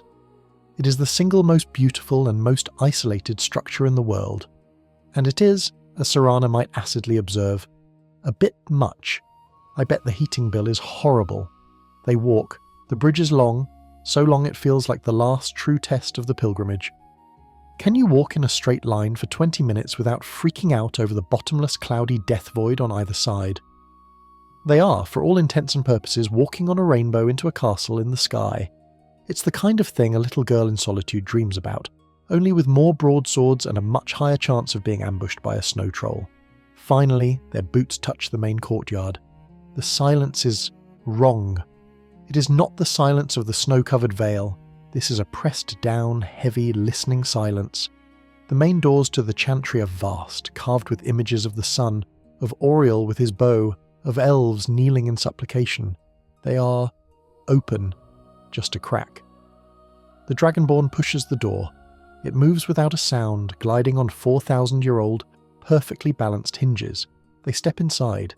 The interior is vast, a hall so large that Dragon's Reach would be a hallway within it. The light is pale, serene, coming from massive crystal-paned windows that seem to filter the perpetual twilight of the Vale into something holy. And the hall is full. It is full of statues, hundreds of them, but they are not stone. They are ice, and they are not statues. They are people. As the traveller's torchlight or their mage-light spell drifts over the scene, the horror becomes clear. They are Falmer. Dozens, hundreds of Falmer frozen in place, not standing, not worshipping. They are attacking. They are frozen mid-lunge, their crude swords raised. They are frozen mid-scream, their blind, pale faces contorted in rage.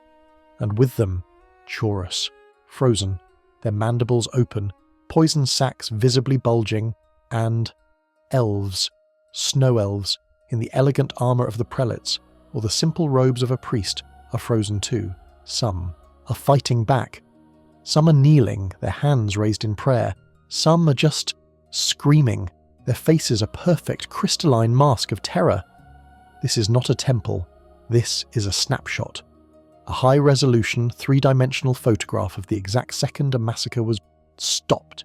It is the most beautiful, awful, and tragic work of art in all of Tamriel. "By the gods!" Serana whispers, her usual sarcasm gone, replaced by pure awe and horror. "What? Did this?" They walk. Their footsteps are the only sound echoing in the vast frozen morgue. They follow a path, a clear aisle through the frozen carnage. It leads up. to a great high sanctum with a massive throne on a dais, overlooking the entire terrible scene. And on the throne, someone is sitting. He is not frozen, he is a snow elf, like Gelebor. He is dressed in the opulent, magnificent robes of an archcurate. He is pristine, beautiful, and his eyes are watching them. He smiles, a slow, serene, and deeply, deeply unsettling smile. This is the core, unavoidable confrontation, Archcurate Verther. He speaks, his voice calm, cultured, and echoing in the dead silent hall. Ah, the initiate, and a daughter of Cold Harbour. How poetic. I have been waiting for you. Serana's hand goes to her dagger. You're the one, the voice in my mother's head, the prophecy. I am, Verther says, rising. He is the picture of elven grace, and then his face twists. His eyes ignite with a red, hungry light. His teeth sharpen. But I am no longer a brother to that fool at the entrance. I am no longer a servant of a god who abandoned me. He is a vampire, here. In the holiest site of the sun god, the archcurate, the last true snow elf, is a vampire. This is the central agonizing community debate. How? Why? The game is weirdly vague. But Verther in his rage explains.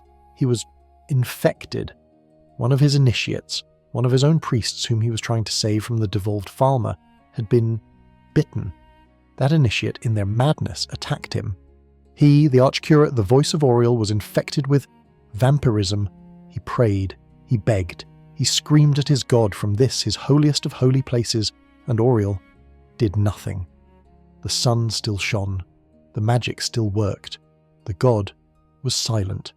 So Verther, in a moment of pain and rage and infinite elven-level spite, concocted a 4,000-year-long revenge plot. If Auriel, the sun god, would not save him, he would destroy the sun. He would use the bow, Auriel's own weapon, to blot it out.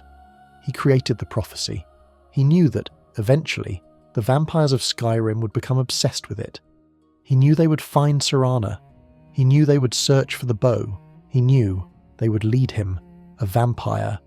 All of them, right here. This is the ultimate obscure lore blasphemy. Auriel is not just a sun god. He is the elven name for Akatosh, the dragon god of time, the absolute alpha and omega of the concept of existence. Vampires are undead.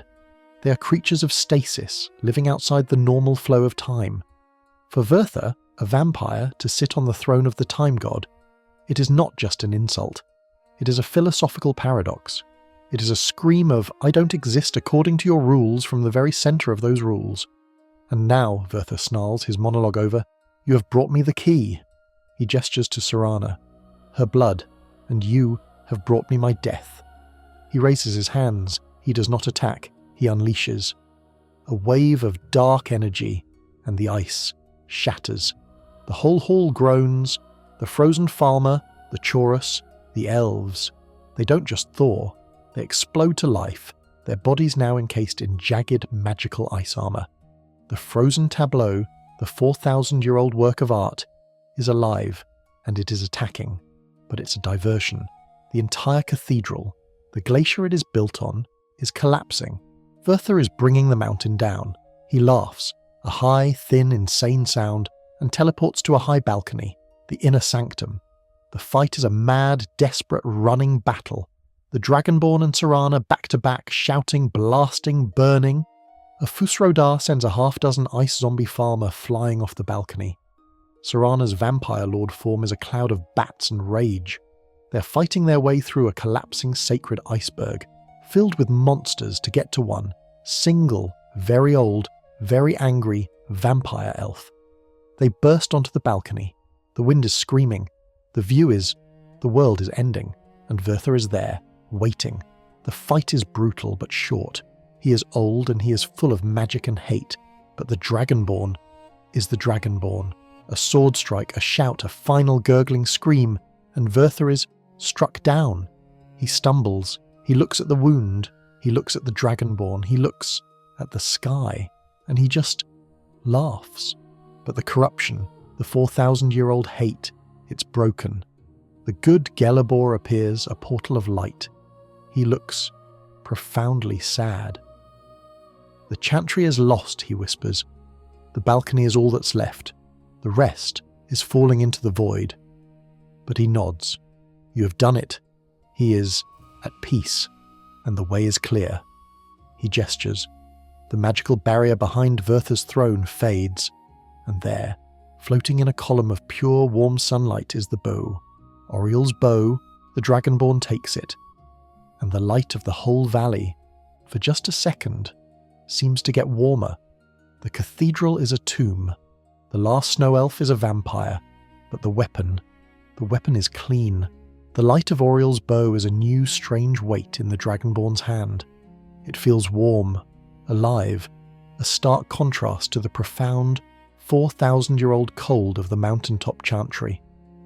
The traveller has descended from the Forgotten Vale, a journey that felt like waking from a long, beautiful and deeply traumatic dream. The air in Skyrim proper feels thick, heavy, and dirty by comparison. After standing on the throne of a god and arguing with a vampire elf about the heat death of the sun, the problems of the real world, bandits, civil war, jarls with mead spills, seem quaint. But the world is not done with the Dragonborn. The world is never done. The journey takes them back to the centre of the map, to the border of Whiterun and Falkreath Holds, and here the traveller, perhaps in a moment of idle, non-prophetic exploration, finds a cave. It's tucked away, off the main road, hidden by a pleasant gurgling stream. The sign, if there was one, would just say cave. It is at first one of the most unremarkable places in Skyrim. This is Bloated Man's grotto. Stepping inside, the Dragonborn finds a lovely grotto. That's it. It is perhaps the most accurately named location on the map. It's a high-ceilinged cavern, open to the sky, with a beautiful waterfall cascading into a clear pool. The trees inside are green, the air is humid, and it's just nice. It's a perfect picnic spot.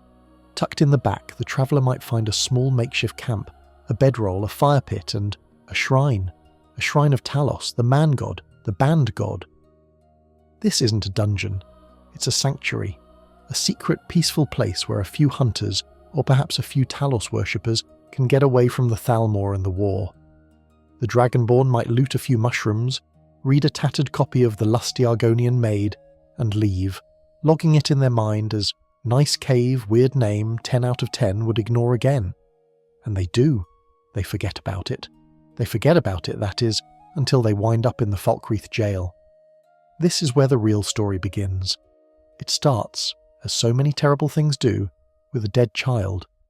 The Dragonborn arrives in Falkreath to find the town in a state of quiet, grim mourning. A little girl, Lavinia, has been torn apart. The culprit has been caught. His name is Sinding. The Dragonborn, being the world's most overpowered and nosy neighbourhood watch, goes to the jail, and there, in the cell, is Sinding. He's not a sneering villain. He is a massive, terrified, and deeply remorseful Nord. This is the core, unavoidable fact of the quest, ill-met by moonlight. Sinding confesses instantly. He is the monster. He is a werewolf. He didn't mean to kill the girl. He's cursed. He stole a ring, thinking it would let him control the beast. He was wrong. The ring, he explains, belongs to Hircine, the Daedric prince of the hunt. And it's more cursed than he thought. It forces transformations at random. It's a cruel, cosmic joke, he begs. The Dragonborn, this stranger, to take the ring, to find the great aspect of Hircine and to apologise, to return it, to get this curse off of him. The Dragonborn, in a move that proves that slaying dragons and common sense are two very different skill trees, agrees, and of course, takes the ring. Click. The ring slides onto their finger, and it doesn't come off. It is stuck. And just like that, the Dragonborn, the Thane of Nine Holds, the Archmage of Winterhold, the leader of the Thieves' Guild, is now an involuntary public indecency committing werewolf.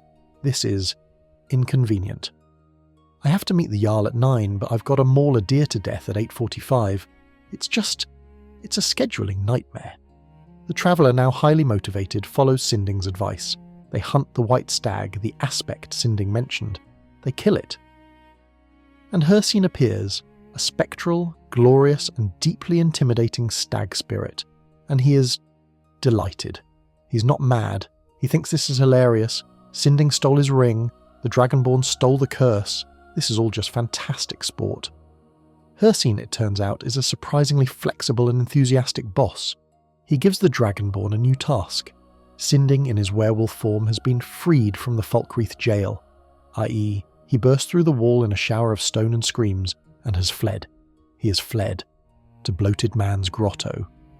Hircine invites the Dragonborn to the Great Hunt. Hunt Sinding, kill him, skin him, and I'll make you a lovely shirt out of him. So the Dragonborn returns to the grotto, the same grotto, the nice, pleasant picnic spot grotto. It is not the same. The very air is different. The sun seems gone. The grotto is lit by a harsh, cruel, red-tinted moon, even if it's the middle of the day. The pretty waterfall is now a thundering, ominous cascade.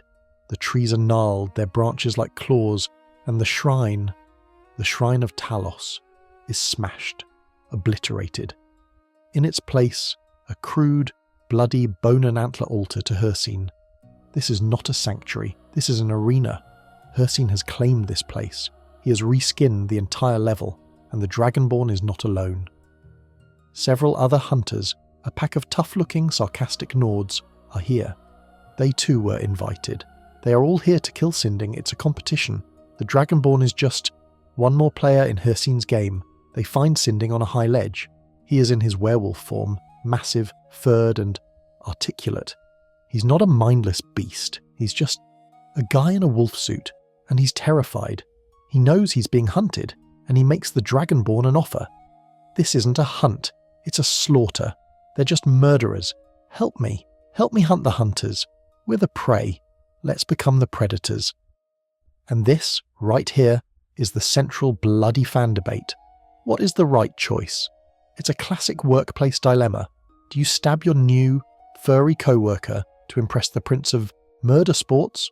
Or do you team up with the co-worker to murder all the other applicants? Path 1, the Dragonborn sides with Hircine. Sorry, Sinding, a pelt's a pelt. The ensuing fight is tragic. Sinding is fast, powerful, and desperate.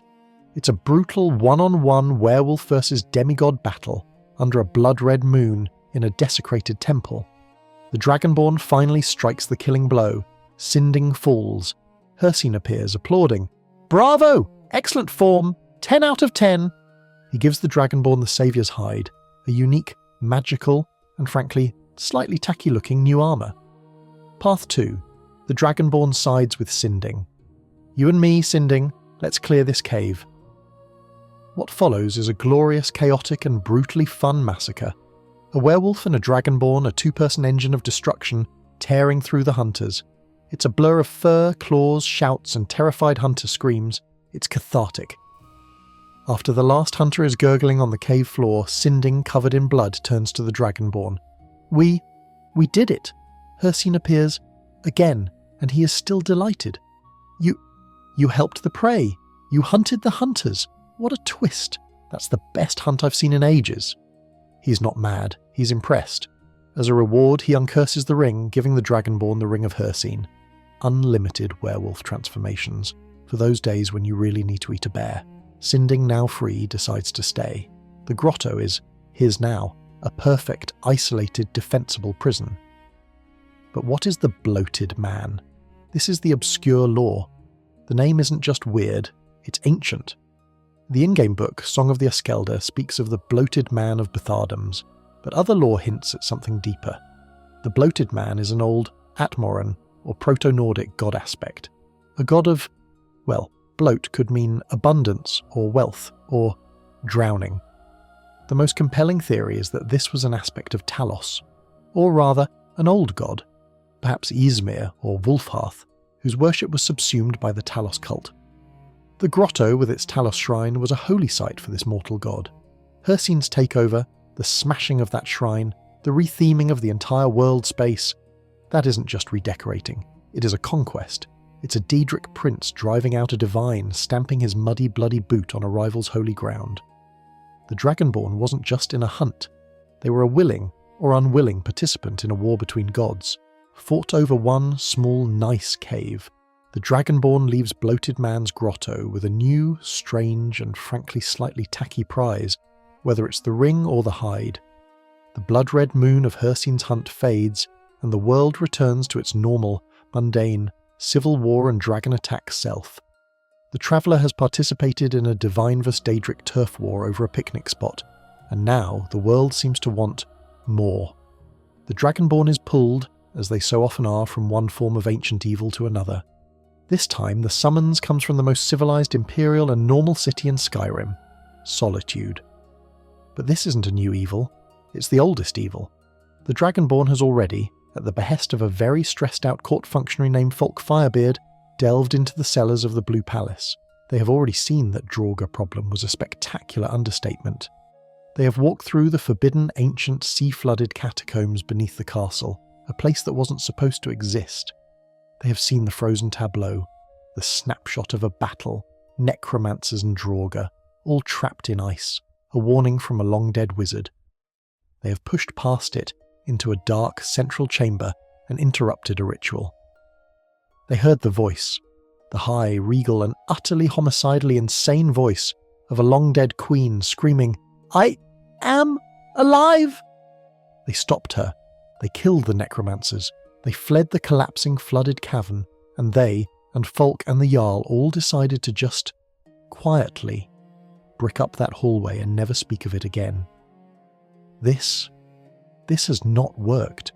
The traveller is summoned by Folk again, or perhaps by Stentor, the grim, overworked priest of Archay in the city's Hall of the Dead. The problem, Stentor explains, is that stopping her was not finishing her.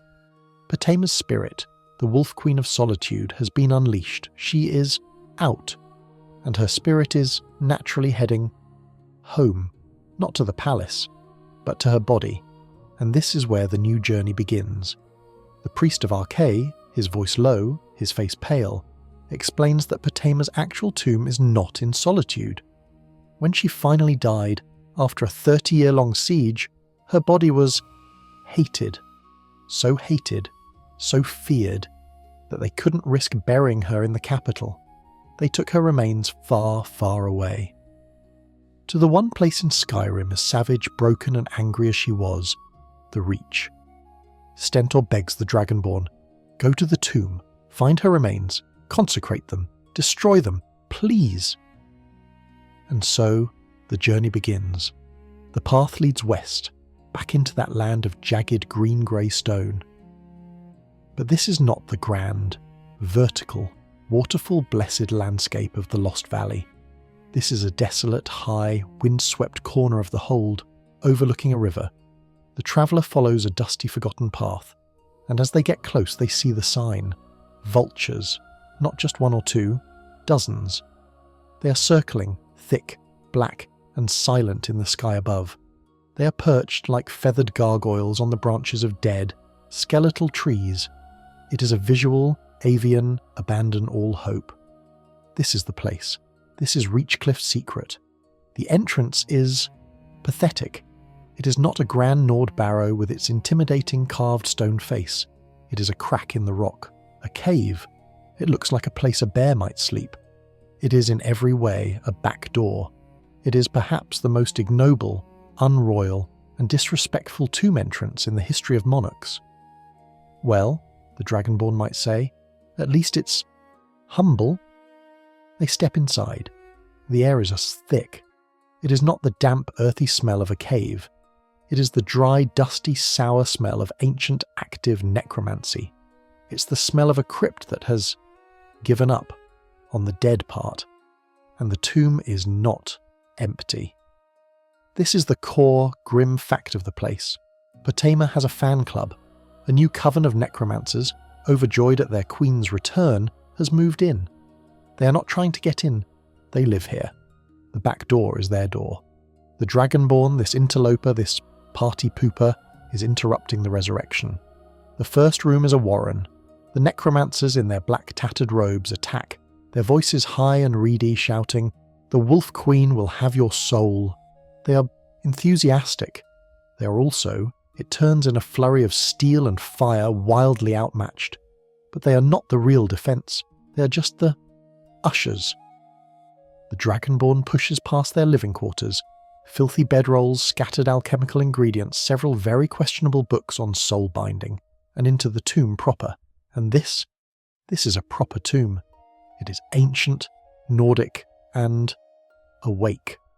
This is not a tomb full of sleepy, dusty Draugr who have to be woken up. The Draugr here are patrolling. They are on guard. They are waiting. The Dragonborn turns a corner, and a Draugr Deathlord, its eyes a cold, blue, intelligent light, doesn't shriek. It raises its shield. It waits for the Traveller's power attack. It knows combat. This is not a tomb. This is a barracks. And then, worse, vampires. Because, of course. This is a deep, obscure piece of lore. Potema's court was eclectic. She didn't just rule solitude, she made pacts. She dealt with all the Daedric princes. She was not picky. And her court, her inner circle, was filled with necromancers, werewolves, and yes, vampires. And her most loyal are still here. They are waiting in their shadowy alcoves for her command. The Dragonborn fights them. It is a dark, claustrophobic, and deeply personal fight, a violation of this ancient, terrible, and waiting place. The Dragonborn is moving deeper, through spike traps and soul gem puzzles, into the heart of the Wolf Queen's domain. And then, they find the main hall, a massive, multi-levelled, flooded chamber, and in the centre, on a high stone platform, something is happening. A shimmering blue-green light, and her voice, not the weak, echoed scream from the cellar, but a full-throated, regal, and furious series of commands. She's here. Her spirit is here. She is a ghost, a swirling, spectral, queen-shaped thing, bound by magical lightning to a central throne. She's furious. She's screaming at her Draugr. She's screaming at the Dragonborn. She is, in short, having a very bad afterlife. And this, right here, is the great community debate. What is that spirit? Is it Potema, her soul, or is it not? The in-game books, like on Potema, are clear. She was not just a necromancer, she was a master. She made pacts with so many Daedric princes she probably needed a spreadsheet to keep track. The leading theory is that the ghost the Dragonborn sees is not Potema's soul. It is a construct, a Daedric thing, a vortex of pure, raw spite and necromantic energy that has worn Potema's personality for so long it thinks it is her. Is the Dragonborn here to free a trapped soul, or to exorcise a once-and-year-old self-important royal-themed demon? The Dragonborn doesn't care. They just need to stop the noise. The final battle is a chaotic, vertical nightmare. The Dragonborn must fight their way up the chamber, while the Spirit Queen throws Draugr, vampires, and spectral shadows at them. Finally, they reach the platform. The ghost screams in rage, and the Dragonborn has to kill it by releasing it. They have to break the bonds that are holding her spirit there. With a final sword stroke on the last glowing, magical thingy, the bonds shatter. The blue-green spirit explodes upward, free, and screams in triumph. It flies. It dives, at impossible speed, into a doorway at the back of the chamber. "Oh, good," the Dragonborn mutters, healing a gash on their arm. "It's getting away." They follow. The final room is quiet. It is a simple, dark, stone crypt. And in the centre, on a simple stone throne, is a skeleton. Just a skeleton. It is wearing the tattered, rotted 1,000-year-old remains of a royal gown. The blue-green spirit, the queen, dives into it. The skeleton jerks. Its head snaps up. The empty sockets glow. Now, the voice echoes, a combination of the spectral scream and the rattling of teeth. Now I am complete. The skeleton of Potema, the physical remains animated by 1,000 years of pure distilled Daedric spite, stands up. And it attacks. The final fight is not a grand magical duel. It is a brawl. A desperate, clumsy, and terrifying brawl with a very fast, very angry, magically infused skeleton. It summons spectres of her old dead Nord guards. It is chaos. Finally, a Fusrodar sends the skeleton queen tumbling from her throne. A final downward driving blow of a warhammer or a sword, and crack. The skeleton clatters. The blue-green light vanishes. The spectres dissolve. And the room is silent. For the first time in 1,000 years. It is over. The Dragonborn, breathing heavily, looks at the pile of broken bones and rotted cloth. And there, sitting in the dust, is Potema's skull. They pick it up. It is just a skull. It doesn't sing. It doesn't monologue. It is just done. They take the skull, the final, pathetic, and most important part of the Wolf Queen, and find the front door, which of course is a teleporter that dumps them right back in the Hall of the Dead in Solitude. The entire massive dungeon was a secret back door into the capital city. The Dragonborn hands the skull to Stentor. He, with a sigh of infinite relief, throws it into the holy fire. The Wolf Queen is finally dead. The smell of holy fire and 1,000-year-old vanquished queen dust fades from the Dragonborn's armour. They stand in the Hall of the Dead in Solitude, the skull of Potema finally handled. Stentor, the priest of Archaea, is probably already ordering a drink or perhaps a very long nap. The traveller, having just concluded a piece of high-stakes, royal and deeply publicised necromantic history, is, for a moment, at a loss. What do you do after you've literally laid the ghost of a civil war? The answer, as always, is you go somewhere else and find a different kind of magical maniac. The journey takes the traveller from the high, cold, imperial city of Solitude all the way to the southernmost border of Skyrim. They are back in the mountains, but not the snowy, tragic peaks of Angi's camp. This is the border of the Rift and Falkreath, a high-altitude, dry and windy pass. The rocks are brown, the trees are sparse, and the air smells like cats. A faint, musky, sweet-smelling, dusty cat scent on the wind. This is the border to elsewhere. The traveller is so far south, they're almost in a different game. And here, tucked into a cliff face, is a cave. It is not an impressive cave. It is not guarded by vultures. It does not have a giant stone dragon face on it. It is, like so many of these secret places, a simple, dark, and unassuming hole in the rock. The only clue that it's inhabited is a single, rather poorly made wooden keep-out barricade. This is South Fringe Sanctum. The Dragonborn, who has never ever been stopped by a keep-out sign, or for that matter, a please don't shout at the chicken sign, kicks the barricade apart and steps inside. It is immediately not a normal cave. There are carpets. There are bookshelves. This is not a lair. This is a lounge. The first room is a multi-level cavern, yes, but it has been aggressively renovated by someone with a lot of magical ambition and a rather goth interior design sensibility. Wooden platforms have been built into the walls, leading to small, cosy-looking alcoves. A fire pit is burning, an alchemy lab, covered in skulls, noxious-looking potions, and a human heart is bubbling away in the corner. And the inhabitants are home. A woman, her armour a mix and match of steel and mage robes, looks up from a table where she was apparently in the middle of a very intense lunch. Her name, because they are not creative here, is just Spellsword. She does not say, halt. She does not say, who goes there. She just screams, get out, and draws her sword, her other hand already crackling with a frost spell. This is the core, in-game fact. South Fringe Sanctum is not a tomb. It is an active coven. These are not the ancient, historical, dead and gone evils of Potema. This is modern necromancy. This is hobbyist necromancy. These are the people who are making the Civil War worse, reanimating the corpses of fallen Stormcloaks, and Imperials for their own weird, magical thesis projects. The fight is immediate and it is messy. The spell sword is backed up by an apprentice, who in a panic summons a flame Atronak, right next to the alchemy table. The ensuing explosion sends a shower of noxious potions, human heart bits, and a very surprised-looking skeever corpse raining down on the Dragonborn. It is chaos. The Dragonborn, who has survived far worse, cuts through the appetizer round of enemies and pushes deeper. The cave system winds. This is not a gauntlet like Darkfall, this is a dormitory.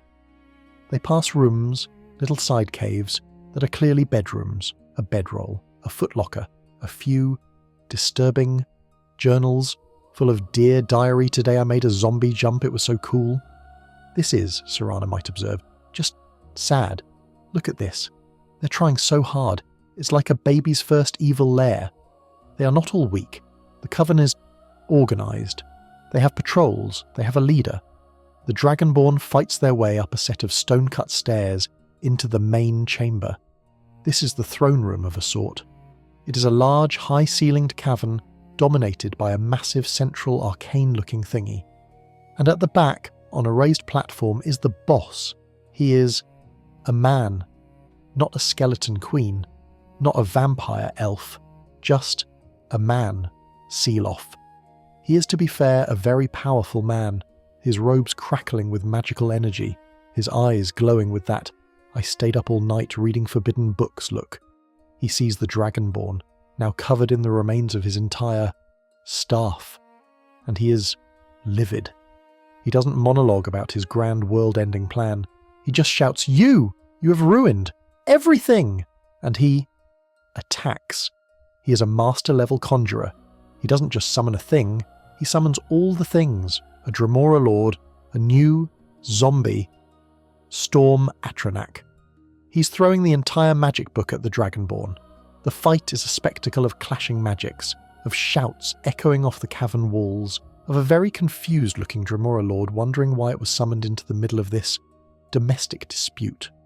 Finally, a well-placed arrow, or a sword through the chest, and Selof collapses. The light in his eyes fades.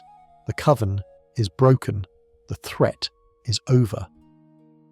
The Dragonborn, as is their right, immediately begins looting. And this is where it gets weird. On Selof's throne, or perhaps in his private loot chest, the Dragonborn finds a mask, a golden ancient Nordic dragon priest mask, the Mask of Vokun. This is the massive, unexplained and wonderful community debate. Why is Vokun's mask here? Vokun, the dragon priest, is, or was, entombed at Highgate Ruins, which is all the way across the map. It's near Dawnstar. It is nowhere near this little, backwater, Elsewhere border cave. So, what? This leads to the great fan theory. Seelof was not just a cave squatter. Seelof was a rival. Seelof was an adventurer. Just like the Dragonborn, he and his coven, his adventuring party, had already gone to Highgate Ruins. They had already fought through the Draga. They had already solved the puzzles. They had already killed the dragon priest Vokun. And Selof got the mask. He won. This entire sanctum was his base of operations, his player home. He was, in every sense of the word, a high-level player in his own story, and the Dragonborn, this protagonist, just walked in, just murdered him, just murdered his entire guild, just took his loot. This reframes everything. The Dragonborn isn't just the hero. The Dragonborn is the person who shows up at the end of someone else's epic quest and mugs them. It is, hilariously and darkly, Skyrim. And the obscure lore? This place is so remote, it is on the border. It's a perfect, unpoliced, unregulated spot. It is in effect a smuggler's den. Not for skooma, not for weapons, but for magic, for artifacts.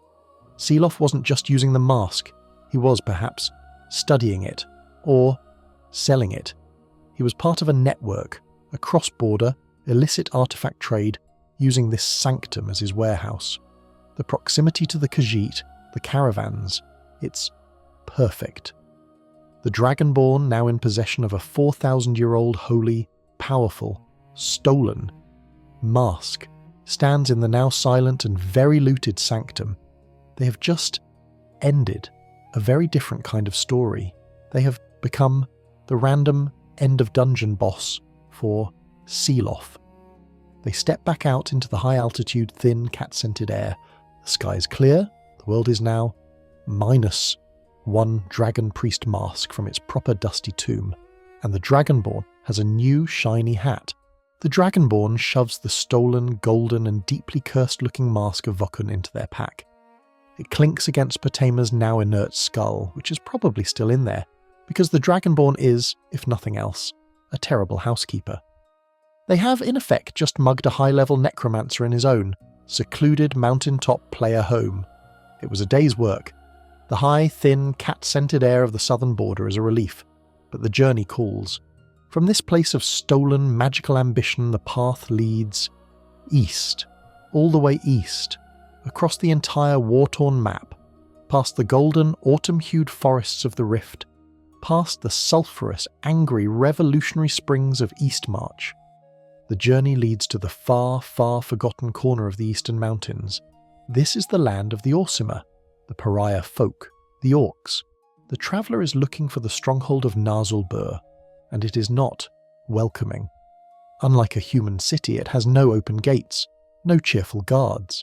It is a fortress, first and foremost, a series of high, crude but brutally effective palisades built into the side of a grey, windswept mountain. The architecture is not pretty, it is functional. It is designed to do one thing: repel the world. The air smells of coal smoke, roasting meat, and that specific coppery, metallic sweat smell of an orc forge. The Dragonborn approaches the gate. The orc sentry, clad in heavy plates and fur orichalcum armour, doesn't say halt. He just glares. He rests a hand on a warhammer that is, quite frankly, larger than a child. You're not an orc. State your business. Milk drinker. The Dragonborn, who has by now faced down gods, demons, vampire lords and skeleton queens, is forced to negotiate, to be polite, because an angry orc stronghold is, in its own way, just as dangerous as any dragon. It is a problem that cannot be shouted into submission. You cannot fusrodar an entire xenophobic warrior culture. Well, you can, but it doesn't end well. Let's assume the Dragonborn has business. Perhaps they're here to deliver a book, or perhaps they're here on the word of a Jarl seeking ebony. They are begrudgingly allowed inside. The stronghold is stark. There is no town square. There is a longhouse for the chief, a forge for the blacksmith, and just that's it. The orcs, the women and men are all warriors. They're all armoured. They're all, working. They're hammering steel, tanning hides, or mining. Because Nazulbur is not just a fortress. It is a mine. And it is, arguably, the most important single location for the entire orcish race in Skyrim. The traveller is pointed towards the entrance, Gloombound Mine. The name is perfect. It is, like the stronghold, an honest name. It is not Whisperwind or Sunglade. It is Gloom-bound. The Dragonborn steps inside. The change from the open, windswept mountain air is instant. The air is hot. It is thick. It is claustrophobic. The sound is not the dripping of a cave. It is not the skittering of Falmer. It is rhythmic. It is cacophonous. It is chink, chink, chink. The sound of a dozen heavy orc-swung pickaxes striking something. This is the core in-game fact. Gloombound Mine is the richest, most productive ebony mine in all of Skyrim. This is not a place of gold or iron. This is the source of the rarest, strongest, and most valuable metal in the world, and it is full of it. The walls of the narrow, wooden shored-up tunnels are not just rock, they are veined with it. Thick, black, glistening, pure ebony. The mine is full of orcs, not slaves, not prisoners, warriors. They are stripped to the waist, their green muscular bodies gleaming with sweat in the torchlight. They are swinging the picks with the same brutal, focused energy they would swing a warhammer. This is not labour. This is harvesting. This is work. And for the orcs, work is worship. And this is the deep, obscure and vital piece of lore. What is ebony? The Nords, the Imperials, they think it's just rare volcanic glass. But the Orcs, the Dunmer, they know. Ebony is blood. It is the crystallized, fossilized ancient blood of the dead god Lorcan, the missing god, the one who was torn apart, murdered by the other gods, his heart ripped out for creating the mortal world, his divine, black, immortal blood splattered across the world, and where it landed, it became ebony. The Orcs, the Orsimer, the pariah folk, their own god, Trinomac, was eaten by the Daedric prince Boethia and excreted. Their god was literally shat out as the new Daedric prince Malakath. The Orcs are the excrement folk, the pariahs. They understand deeply the concept of a murdered, betrayed, outcast god. So when an Orc swings a pick into a vein of ebony, he is not mining, he is communing, he is liberating the blood of his god. He is strengthening himself with the pain of the world's creator. It is the most brutal, intense, and metal form of holy communion in all of Tamriel. This is why they guard it. This is why they value it. This is not a mine. This is a temple. This is a vein. This is their heart. The Dragonborn, this milk drinker, this outsider, is walking through their heart. And the Orcs stop. One by one, the chink, chink, chink fades. A dozen massive, sweating, heavily armed Orc miners just turn and stare. The air is so thick with heat, dust, and pure, unadulterated suspicion. What do you want? One of them, the foreman, might growl, his pickaxe held not like a tool. And this right here is the fan debate. The stronghold of Narzulba is cursed. The chief, Dushnamub, is weak. He laments that the mine is failing, that it's cursed. But look at it. The Dragonborn is standing in a tunnel made of money. It is not failing. So, what is the curse? Is it just politics? Is the chief just a liar? Is he weak and using the curse as an excuse as to his poor leadership? Or is it real? Is the ebony, the god blood, why it's so potent, why it's so full of ancient divine pain that it poisons the minds of those who mine it? Does it drive them mad? Is that the curse, that the source of their strength is also the source of their madness? The game never says. It just lets the contradiction sit in the hot, dusty air. The Dragonborn perhaps just pulls out their own pickaxe, the audacity, the insult, to just walk in and take their god blood. An Orc shoves them. This is ours, not for you. Get out. The traveller is escorted out. Or perhaps they buy a few vastly overpriced ingots from the blacksmith who sneers at their milk drinker gold.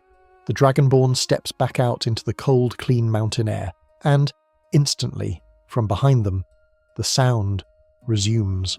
Chink, chink, chink. The heart beats. The blood flows. The Orcs endure. They are at a gloom-bound. The rhythmic, holy, and deeply unsettling chink, chink, chink of the Orcs mining the blood of their dead god fades as the Dragonborn leaves the claustrophobic, oppressive heat of gloom-bound mine. That was a heat of life, of work, of a brutal living culture. It was a heat of sweat and coal smoke and faith. But there is another kind of heat, buried even deeper in the bones of Tamriel. It is not the heat of life. It is the heat of industry. A dead, mechanical, and infinitely ambitious heat left on standby for 4,000 years. This final journey is the longest. It does not begin at a cave mouth or a fortress gate. It begins, as so many great adventures do, in the most boring way possible, with a book. The Dragonborn, perhaps in the dusty, Draugr-filled ruin of a library, or in the back room of a forgotten fort, stumbles upon a volume. The Aetherium Wars It is written by a man, a Dunmer named Taran Dreth, but his book is a plagiarism. The real author's notes are scribbled in the margins. The real author is a Nord adventurer named Catria, and her notes are a mess. They are the scribbles of a genius, an obsessive, and a failure. The book speaks of a deepest secret, not of the Nords or the gods, but of the Dwemer. It speaks of a magical blue crystalline substance called Aetherium, and it speaks of a forge, a single forge where this substance could be shaped. Catria's notes lead the Dragonborn all over Skyrim, to the ruins of Archantham's, a massive, earthquake-shattered ruin where the traveller finds Catria. She is a ghost. She is not a sad ghost. She is not a spooky ghost. She is an annoyed ghost. She is furious. She spent her life, her entire living, breathing life, chasing the secret. And her reward? She fell. She fell off a ledge in this very ruin and died. And now her ghost is just stuck, waiting for someone, anyone, to prove her right.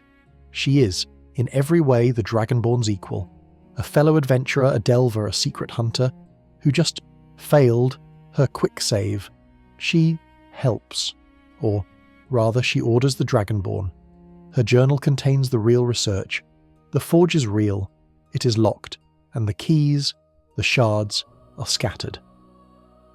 The traveller, now the eternal, unpaid, posthumous research assistant for an annoyed Nord ghost, must travel to Mzulft, to Raldabthar, to the Deepfolk Crossing, each one a dungeon, each one a delve, each one a new, long, dark, Falmer-infested, steam-trap-filled slog to find one piece of metal. And finally, the Dragonborn has all four. The Aetherium crest, Catria's ghost, who has been huffily following the traveller, is vibrating with anticipation. She guides them to the final location, the ruins of Behoft. It is pathetic. It is a field, a few broken Dwemer arches in the middle of the rift. It looks wrong. This is it? The Dragonborn might ask. This picnic spot is the deepest secret of the Dwemer, Catria is insistent. The device in the centre. The Dragonborn places the four shards, the crest, into the strange bronze Dwemer astrolabe, and waits. Clang. A deep groan. Not from the device, but from the earth. The ground shakes, the stones grind, and a spire, a massive bronze Dwemer elevator, rises from the centre of the ruin. It wasn't a ruin, it was a capstone, it was a lid.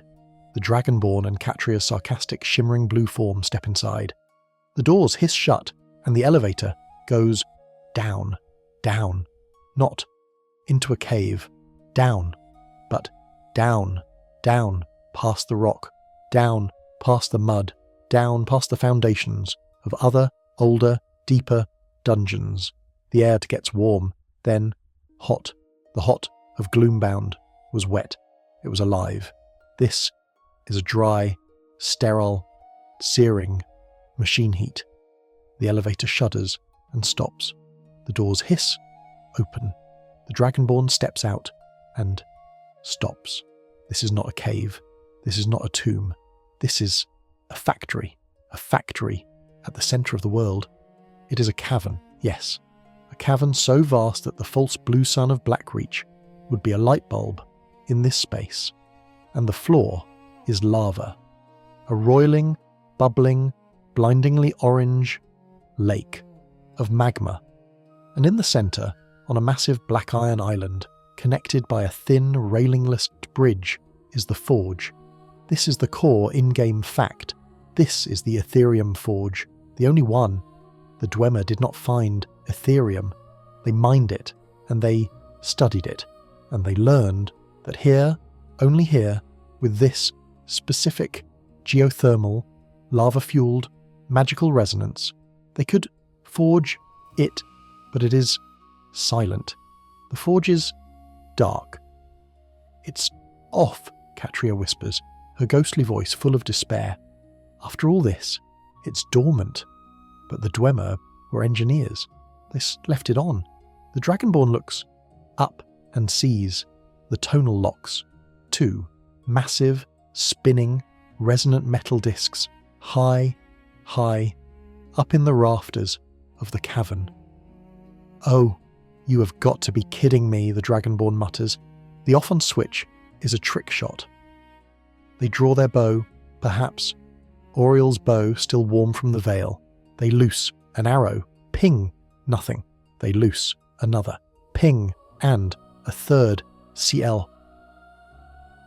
A new sound. A rumble. The steam pipes hiss. The lava roars. The forge ignites. A column of blue-white, magical fire erupts from the centre. It is awake. And of course, this wakes up the guard. From the lava itself, a thing rises. The Forge Master. A dwarven centurion, yes, but different. It is infused with the forge. Its metal is black, glowing red hot at the seams.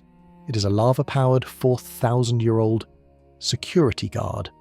The fight is chaos on a tiny metal platform over a lake of fire against a steam-powered, enraged robot. The Dragonborn shouts. The unrelenting force staggers the Forge Master. It blasts steam. The Dragonborn dodges. A final, screaming power attack, and the Forge Master shatters. Its metal shell clatters and sinks into the magma. The forge is clear, and now the obscure lore, the Aetherium Wars. Catria's research was right. The Dwemer did find this, and it broke them. The city-states of Skyrim, Arkenthams, Mzulft, Raldabthar, Talft. They tore each other apart in a brutal civil war over this single room, this forge, this power. This forge is the reason the Dwemer of Skyrim fell. They destroyed themselves with greed long before the Great Disappearance. This is a monument to an entire national suicide by hubris, and now the Dragonborn owns it. Go on, Catria whispers. Do it. Finish my work. And this is the final fan debate. The Dragonborn, he can only make one thing. They have one charge of pure, raw Aetherium. The choice. The ethereal crown, a circlet that lets the Dragonborn hold. 2. Standing stone powers. A ludicrous, game-breaking cheat code. The Lover Stone and the Mage Stone together. Yes, I would like to learn all skills. 35% faster. The min-maxer's dream. The ethereal shield, a shield that when bashed turns the enemy ethereal, harmless, and you ghost. The ultimate stop hitting yourself defense. The ethereal staff, a staff that summons dwarven spider or sphere for rust free. A pet robot. The choice gas is permanent. The Dragonborn chooses. They pour the metal. The blue light flares, and it is done. Catria sighs. A sound of 4,000 years of weight lifting. I did it, she whispers. We did it. It's real. She looks at the Dragonborn, nods, and fades. Her war is over. The Dragonborn is alone in the deepest, hottest, most secret place in the world, standing on the anvil of a dead, self-destructive civilization, holding a brand new, magical, blue-glowing prize. The journey is over. This is the end. And so the Dragonborn, caked in soot and Dwemer oil, and carrying the last, greatest secret of the lost race, finally steps back into the elevator. The heat of the forge fades, the roar of the lava, the clang of the ancient dead dwarven metal. It all recedes as the elevator, with a slow, grinding protest, rises back up back to the world of noise and war and people. Our journey too is at its end. The chronicle is complete. We have walked with the Dragonborn from the sun-dappled holy silence of the Ancestor Glade to the high, windy, tragic silence of Angie's lonely camp. We have plunged into the icy green-black dead silence of Pilgrim's Trench and stood in the frozen, beautiful massacre silence of Auriel's High Chapel. We have seen the secrets of the angry forsworn, the proud orcs, the insane wolf queen, and the annoyed ghost of a dead Nord adventurer. The traveller has seen everything, and now the world can be quiet. The last of the lava's light fades. The last echo of a shout dissipates on the wind. The snow begins to fall, soft and white and silent. The Dragonborn can finally rest. And you can too. The adventures are over. The armour is off. The world is safe. The lights of Skyrim are going out, one by one. Dim the lights, and just let the darkness be warm. Let it be still. The story is done.